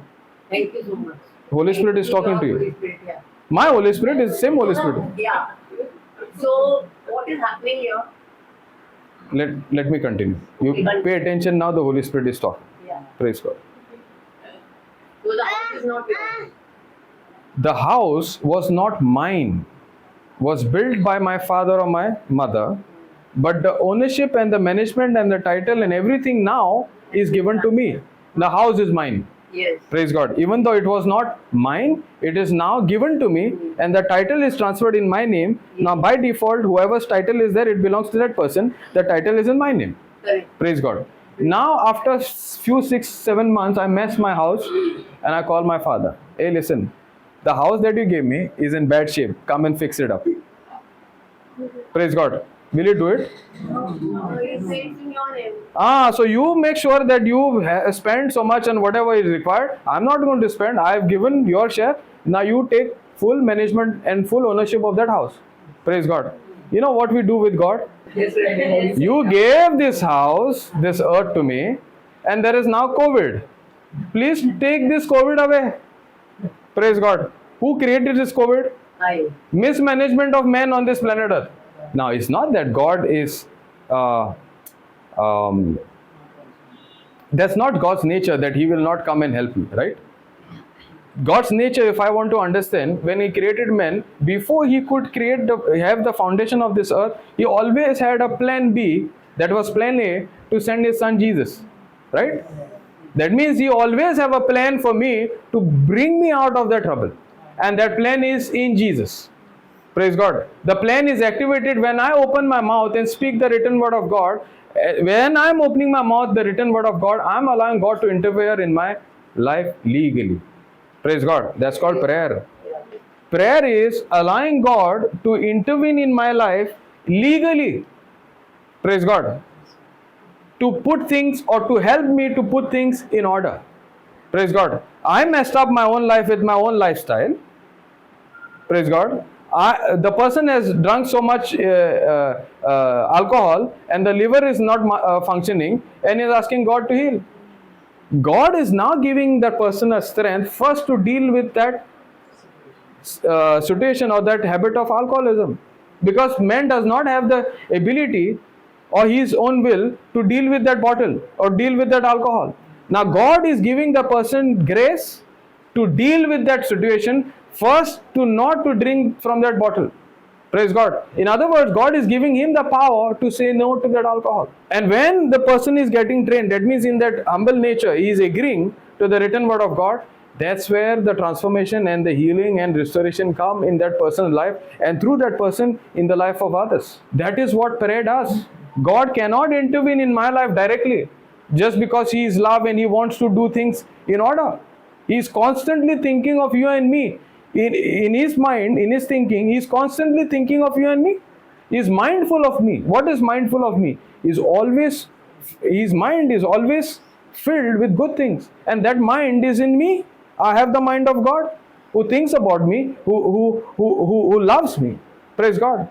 All I have to do is renew my mind to God's mind. I have to allow what is in my I have to allow what is in God's mind, the restoration and healing in my family and everything to be aligned to my mind. I have to learn to rest in my mind with the written word of God. Praise God. And the more and more I say and confess with my mouth that what Jesus has done, I'm allowing that plan of God to be activated and to show results in my life. Praise God. So the house that we live, the earth that we live, God will only interfere when I open my mouth and speak back to the Father, to God, the same written word of God. Because the word of God is Jesus Himself. It's God Himself. God Himself. Any other word besides the written word of God, it does not make sense to God. So if I say, Jesus, please heal me, it contradicts to the written word of God. That is wrong prayer. Prayer is dangerous. if I don't open my mouth and speak the right written word of God, the word that I'm speaking out of my mouth is actually causing life or death. So if I cry and say anything that is contradicting to the written word of God, I'm actually calling more destruction in my life. See, there are two masters. One is the devil and one is God. Who's led by the Holy Spirit is the son and daughter of the Father of heaven. Who's governed by the flesh, that is of the world nature, is the person is allowing destruction. And many a times ignorantly we don't know how to pray. So confession with those white books or the scriptures is teaching me and training me to make my prayer life in order. Praise God. Look, I have one question. It says that to bring every thought into obedience of Christ. So how do you pull those thoughts down? Strongholds. Okay, 2 Corinthians 10, 4 and 5, right? Yeah, right. Okay, go there. For the weapons of our warfare are not merely human, but they have divine power to destroy strongholds. We destroy arguments and every proud obstacle raised up against the knowledge of God. And we take every thought captive to obey Christ. Praise God. That's what you want, right? Okay. How do you pull down those thoughts? See, the first line of the fourth scripture. Read it. The weapons we fight with are not the weapons of the world. Okay, the weapons that we fight with, that means we have weapons, and the weapons that we fight with are not of this world. There is another translation, 2 Corinthians 10, 4 and 5. And for the weapons of our warfare are not Not carnal. Yes. Carnal. What is carnal? worldly. Worldly. Yeah. Okay. There is something called carnal and a carnal person. Now, who is a carnal person? All the time worldly. A person who is governed by the five senses is a carnal person. Right. A person who is governed by his or her five senses is a carnal person. Right. Now, our weapons that God has given us for our warfare are not carnal. That means we are always at a warfare. We are always at a fight. We are always in the battlefield. Where is the battle? In my mind. In my thinking. Yes? Now, read further. So, pulling down strongholds, casting down arguments, and every high thing that exalts itself against the knowledge of God. Okay. Now, these weapons, which are not of this world, but which are of heaven, these weapons are given to me because God loves me. These weapons are the written word of God. Word of God are those weapons that is given to me. Now, thoughts are speaking to me. Just like Jesus is saying, it is written. He is using not the weapons of this world, but weapons that are given to him, that are in his possession, that are he is exposed to these weapons through the relationship with his Father. Praise God. So in Christ, I have access to these weapons. That is the written word of God. When I open my mouth and speak to those thoughts, all these thoughts that tries to bring that old knowledge that you're sick, you're fit for nothing, you're useless, you're not loved by God, you're fallen short, and all these things. This knowledge can be destroyed or subdued or pushed down when I open my mouth and speak to those thoughts the written word of God. Obedience of Christ. Was Christ obedient to the Father? Yes. That means he was always connected to the Father. How do I know he is always connected to the Father? It is written that Christ won us the righteousness in obedience. He walked in obedience, and what no man could do, Jesus has won in obedience what man had lost. That is first Adam, from Satan back to him, and out of his love in Christ Jesus, we have received through Christ all that authority, all that power that first Adam has lost. Is there any doubt? Or did I go too fast? Okay. Now, this knowledge of this world will always contradict to the knowledge of the Word of God. So, my battle every day is to stay put to the knowledge of the Word of God. With the knowledge of the Word of God, I need to practice that knowledge. That means I need to put that word or that knowledge of Word of God into practice. And the first step to put that knowledge into practice is to open my mouth and speak the written Word of God. So when the pressure comes against the knowledge of God, I need to rest on the learn to rest on the knowledge of the word of God and speak to that knowledge that is of the world, which is coming against you in your thinking, with the written word of God. When you're doing it over and over and again, you see the same thoughts that were coming and tormenting you are going down, down, down. There's a point coming that thought is nullified. That means that this word of God has become more real to you than the thought that was coming earlier. And with that thought, the vice and even that bad vice, or could be anything, even that desire is killed. Praise God. So how is it happening? When you stay humble to the written word of God and studying the word of God and continuing to open your mouth and speaking the written word of God. Praise God. Because this has the power to destroy those strongholds that you allowed through the knowledge of this word. Praise God. Only the power, that is the word of God, which is superior to the knowledge of this world, has the power, or it is called a weapon, to destroy any stronghold that you yourself has allowed in your thinking.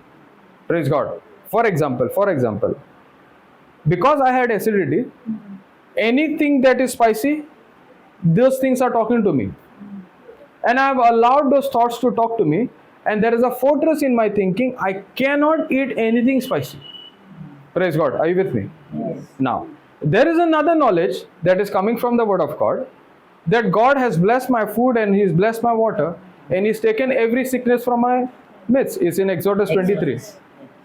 In Mark 15th chapter, I think, every food made is good for me. Everything that I eat is good for me because God has blessed it. Even in 1 Timothy, in Timothy, it again talks about food being good for me. Praise God. Now the spicy food is talking to me, that is giving me knowledge that is contradicting to the written word of God.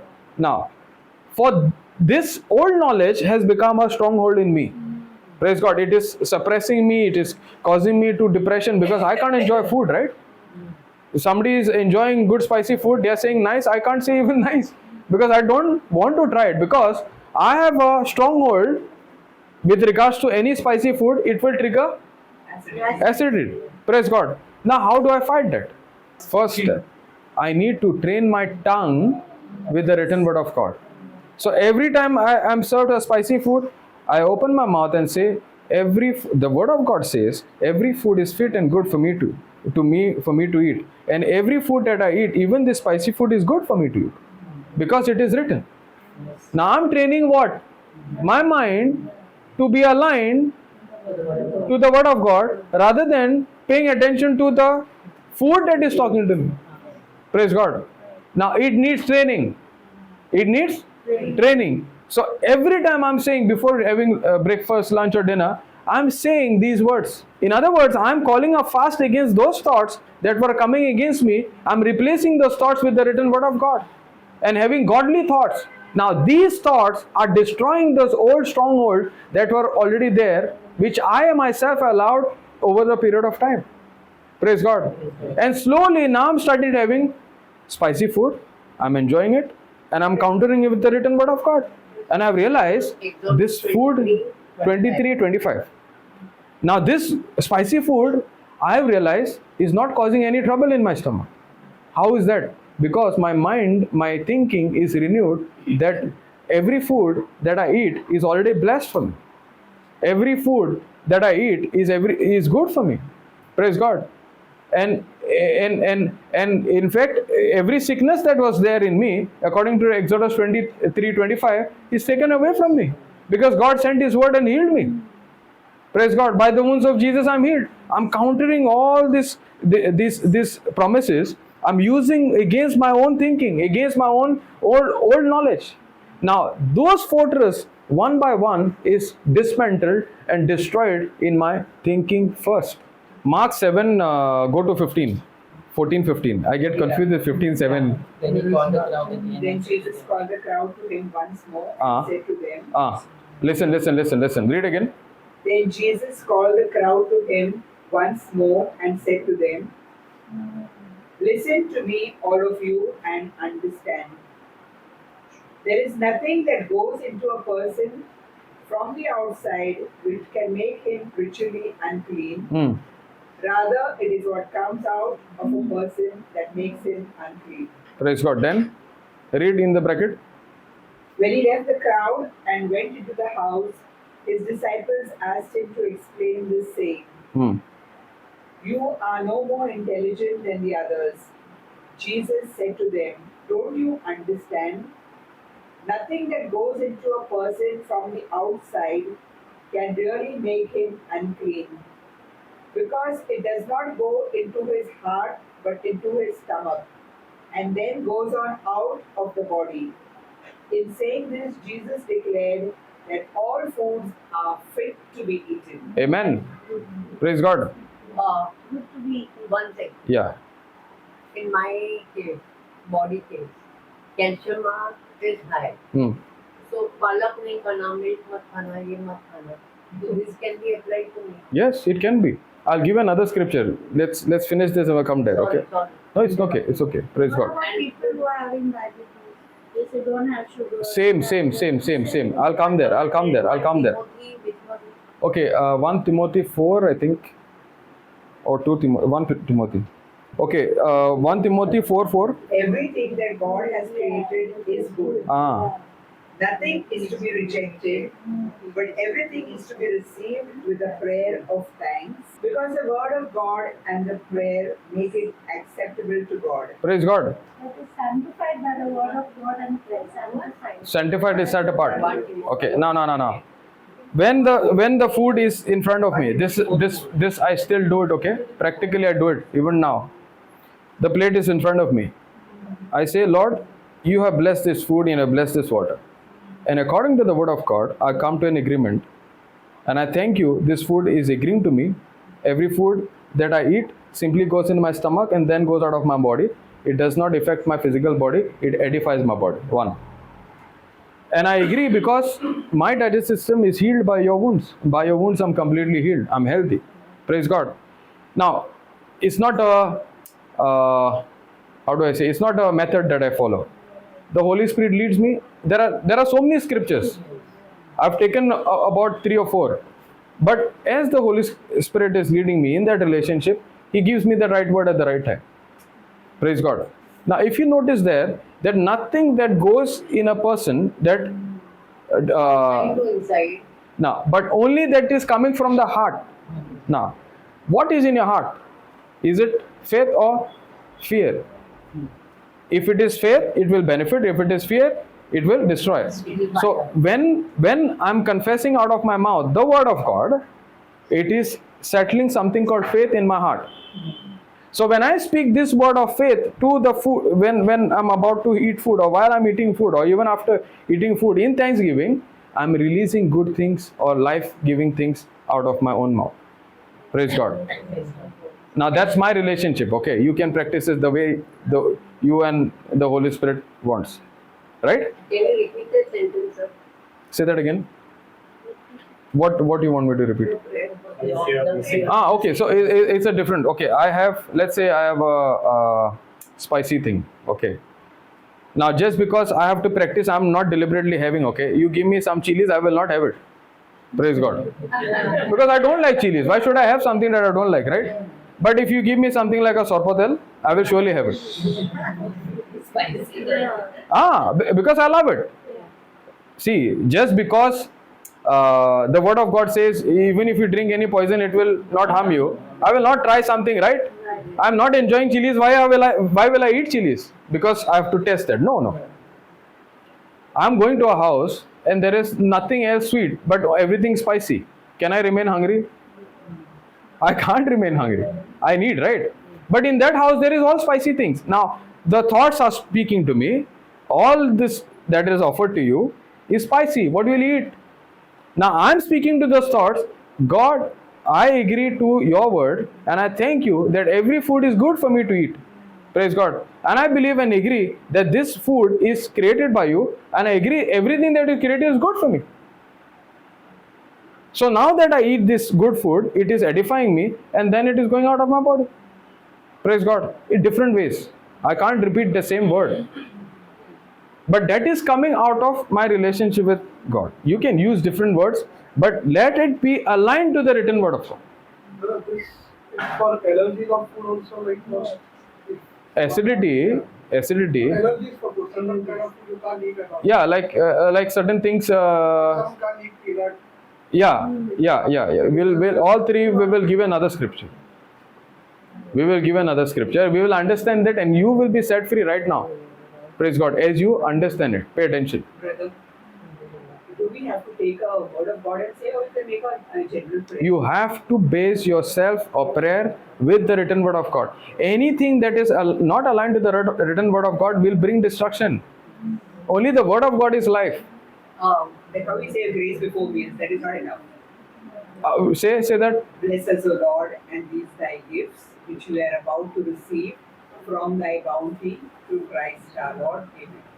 You can say you can say that. It's the right prayer. Okay. So what we learned right from So you can add another word. Thank you for blessing this. so not necessary to take the particular word of God and say, No. I'm correcting, making a correction with the written word of God, because it says in thanksgiving, right? So I'm using thanksgiving and saying this is already blessed. Praise God. You understand? It is already blessed. Now, for God to do something, He needs your cooperation, right? You releasing out of your mouth the same word of God back to Him. Praise God. So when I open my mouth, that is where it is already good. That means it is holy. It is right for me to eat. When I open my mouth and I declare, yes, it is holy. The same food is good for me. I opening my mouth and saying, no, it's not good for me, because it's a stronghold. Now the stronghold has to be destroyed. How do I destroy that stronghold? Using the weapon that is the word of God. Praise God. So I can replace a stronghold, a negative stronghold, with the written word of God, and make the written word of God a new stronghold in my life. You understand? Yeah. Now, yeah. And you keep The word of God, you keep going. it slowly filters out what was not right and keeps in the broom only the right word of God. Okay, I'll give another example. I see a lot of buildings in Mumbai. But one second, I might forget. We see a lot of these tall buildings, right? And some of the buildings are 25 years old, right? 40 years old also. And I see on this tall building sometimes a tree on the beginning. And from that root you see a huge crack opening up. Correct? Goes to the building. And that means the building, Becomes weak. that building is like a stronghold. You are catching all the points. Thank you, Holy Spirit. The building is the stronghold, which is built concrete and solid. But that seed which was allowed could have landed up by a bird or anywhere. But that seed, it was allowed to grow, and that seed now has taken root and become a tree, has destroyed the strength of the structure of that building. Praise God. That's exactly the word of God does.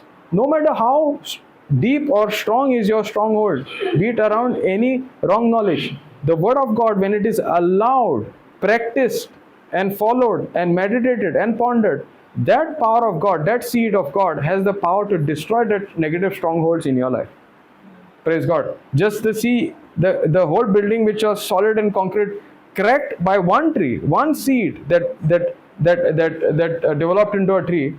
You and I have the power, when I release the word of God out of my mouth, to crack any negative stronghold in my life and destroy it and dismantle it to the ground level and build a new stronghold based on the written word of God. Praise God. Now I'm eating every spicy food, knowing the truth. Now this truth has become a new stronghold on me. Praise God. Now acidity has no effect. Spicy food has no effect. Praise God. It's not that I deliberately eat it, but as and when there is spicy food and there's nothing else, I have it. I enjoy it with thanksgiving. Praise God. Now. I'm coming to allergy. I'm coming to your question, right? Okay, go to 1 Peter 2:23. 1 Peter 1:23, sorry. Having been born again, not of corruptible seed, but incorruptible, through the word of God, which lives and abides forever. Praise God. Having been born again. Praise God. Having been born again. It is saying being born again. That means there is one birth and there's another birth. Right? And even in John 3:3 it says, verily, verily, I say to you, unless you are born again, you will not see the kingdom of God, kingdom of heaven. Praise God. So for me to see the kingdom of God, or the effects, the good effects of Christ, what Christ has done, I have to be born again. Praise God. Now what is this born again? What is this born again? God of Christ, new creation. New creation, right? How does it happen? Believing in your heart what Jesus, and confessing with your mouth that what Jesus has done. That means I was having a birth from my mother, physical birth, and there's another new birth, believing in what Jesus has done, opening my mouth. That means I open my mouth and say Jesus is the Lord God and the Savior of my life. There's a new birth that is happening in my spirit. Praise God. I am a spirit. In my earlier spirit, when I was born in my mother's womb, there was some other nature called a sin nature, which is not the nature of God. It was the nature of the devil. Praise God. Now, how does the nature come? In a nutshell, it came from Adam in disobedience, right? And it affected the whole human race. Through sin, fear, worry, anxiety, sickness, poverty, lack, everything you name it, of the kingdom of the darkness, curse, everything came upon man. Sickness, allergy and all these things is out of curse. That God activated when one man, that is Adam, disobeyed. Praise God. Now, every other man that is born from Adam has or had the nature of sin, called a sin nature. The moment Jesus comes in on this planet Earth, he did not come with the sin nature. He came with the nature of God, which is the righteous nature of God in him. Jesus was the first one who was born not of the sin nature. The second one. Even Adam was without sin. Praise God. The second Adam came without the nature of man, or nature of devil in man, that is the sin nature. Praise God. What is sin? Sin is a nature that rebels against God. Sin is a nature that separates man from God.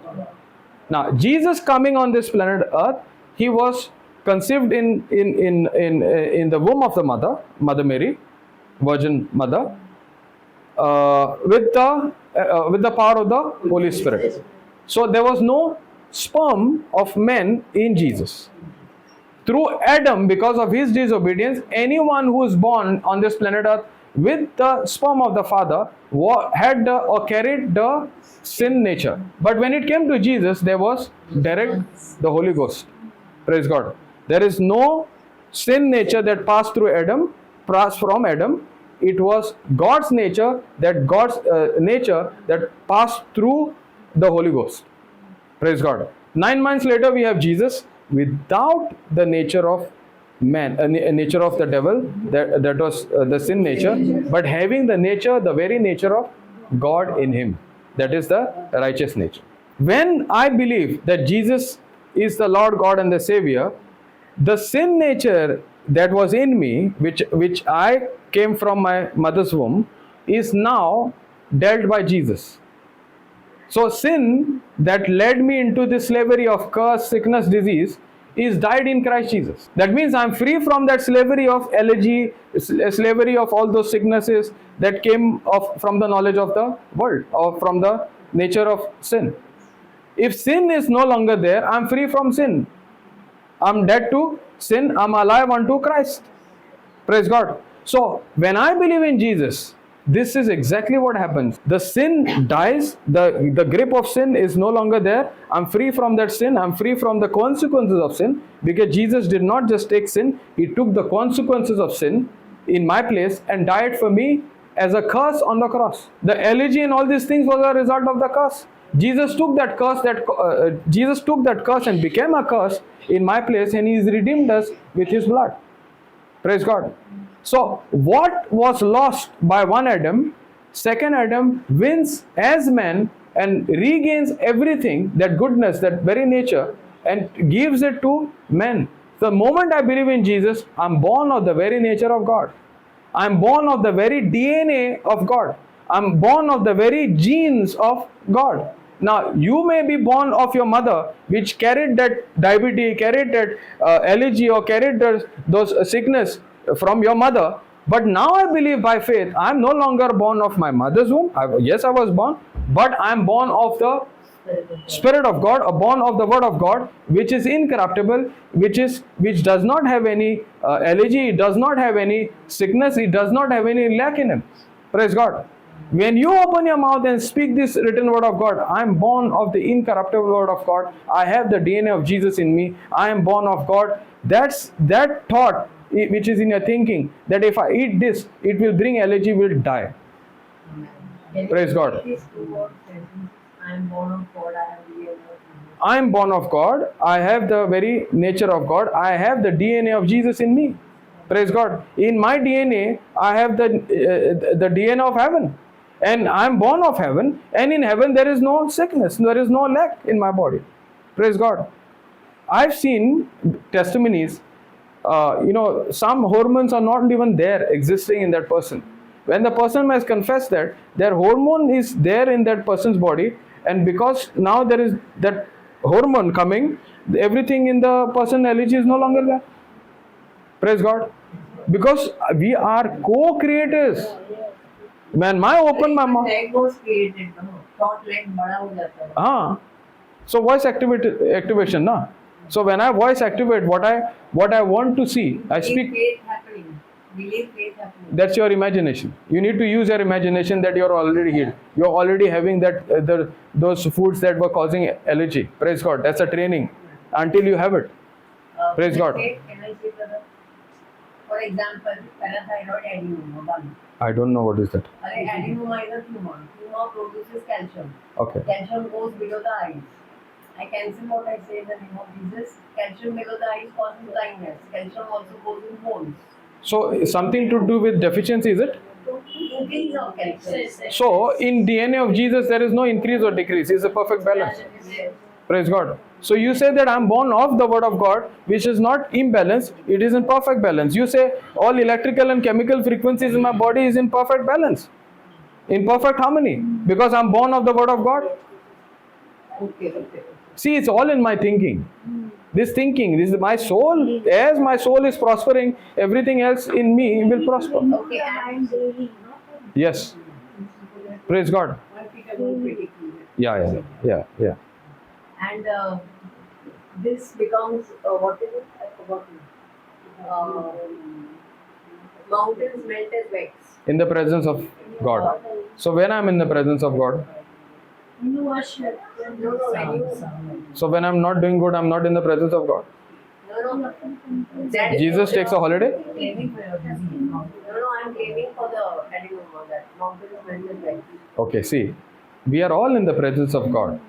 Wherever we go, when we open our mouth and we have the right thinking based aligned to the Word of God, we carry the presence of God wherever we go.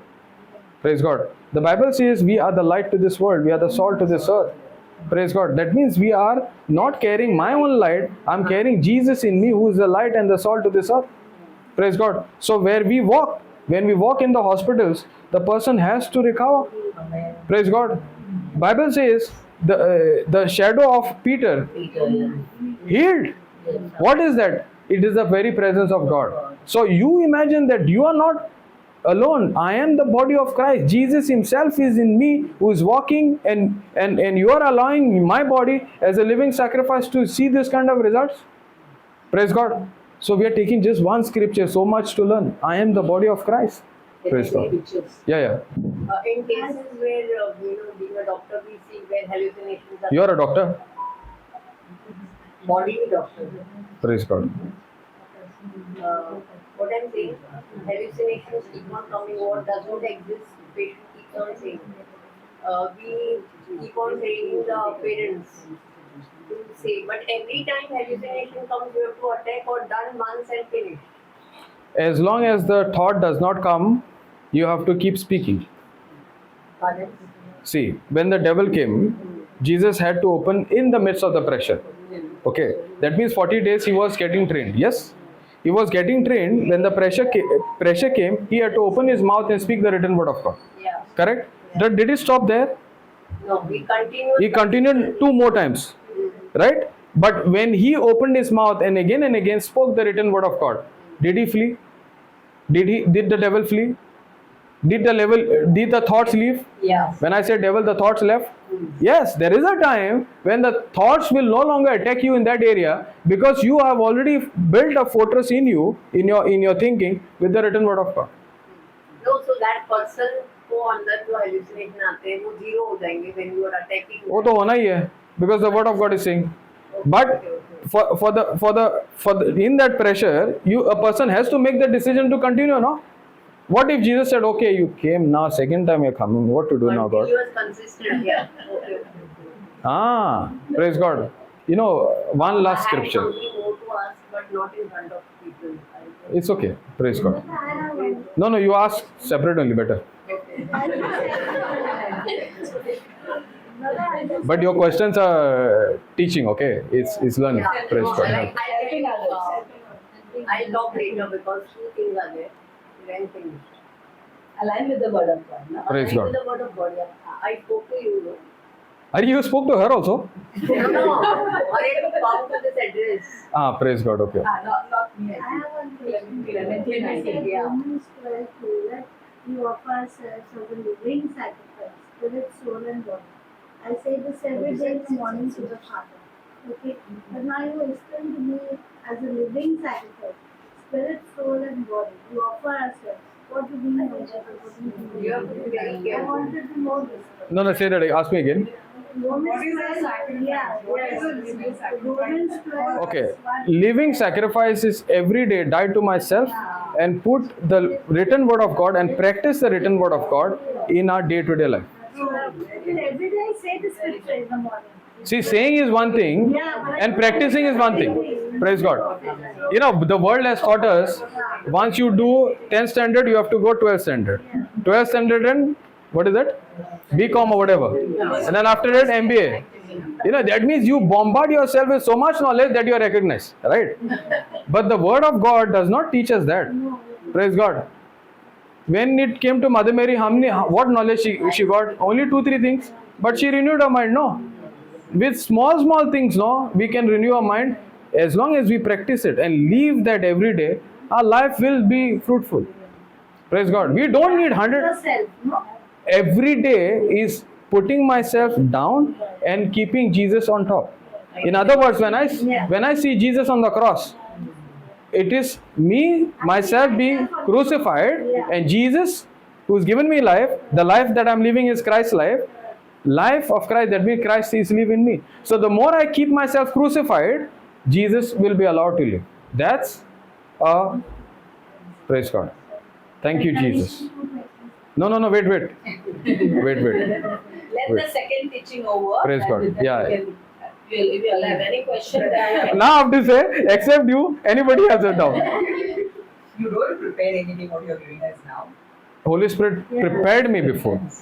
So you have not prepared yourself. You just, as the Spirit leads you preach. Yes, that's how the Holy Spirit leads. No, it's a relation. See, what we are discussing is a relationship that I have with the Holy Spirit. In that relationship, what He's taught and He helped me to practice, He helped me to believe, I'm sharing the same. Praise God. So preaching is in that relationship. Preaching your lifestyle with a faith lifestyle with the help of the Holy Spirit. Praise God. Can somebody do a small Thanksgiving prayer? Lord, we praise and thank you for bringing all of us here today. And Lord, it is only your grace which has accommodated so many of us in this small place. I was fretting about this with Clementine, wondering how we would fit here. But we really want to thank you, Lord, because you are the God of the impossible and nothing is impossible for you. Lord, as we have come to learn your word, help us to grow in our relationship with you. Help us to learn more about you and to trust you in every area of our life. We praise you, Lord, for these people. We praise and thank you, Lord, for these people who've come all the way to spread your word to us. We only ask you, Lord, help us to draw each day closer to you, to sacrifice what we give our time to, so that we can give it more to the Word of God. Lord Jesus, 100 thanks or a million thanks will not be enough to express our gratitude to you. We acknowledge you, Lord, that you are the only living God. We thank you, Abba Father. You sacrificed your only begotten Son for us. And even if I was alone in this world, Lord, you would have done this for me. Help me always to recall this when I go through tribulations, when I bring fear and anxiety into my life, that you are there for me. You, during this divine exchange, you have taken everything of mine and blessed me with all good things. I make this prayer in the most precious name of my Lord, Creator, Jesus Christ. Amen. Amen, amen, amen. Thank you, sister.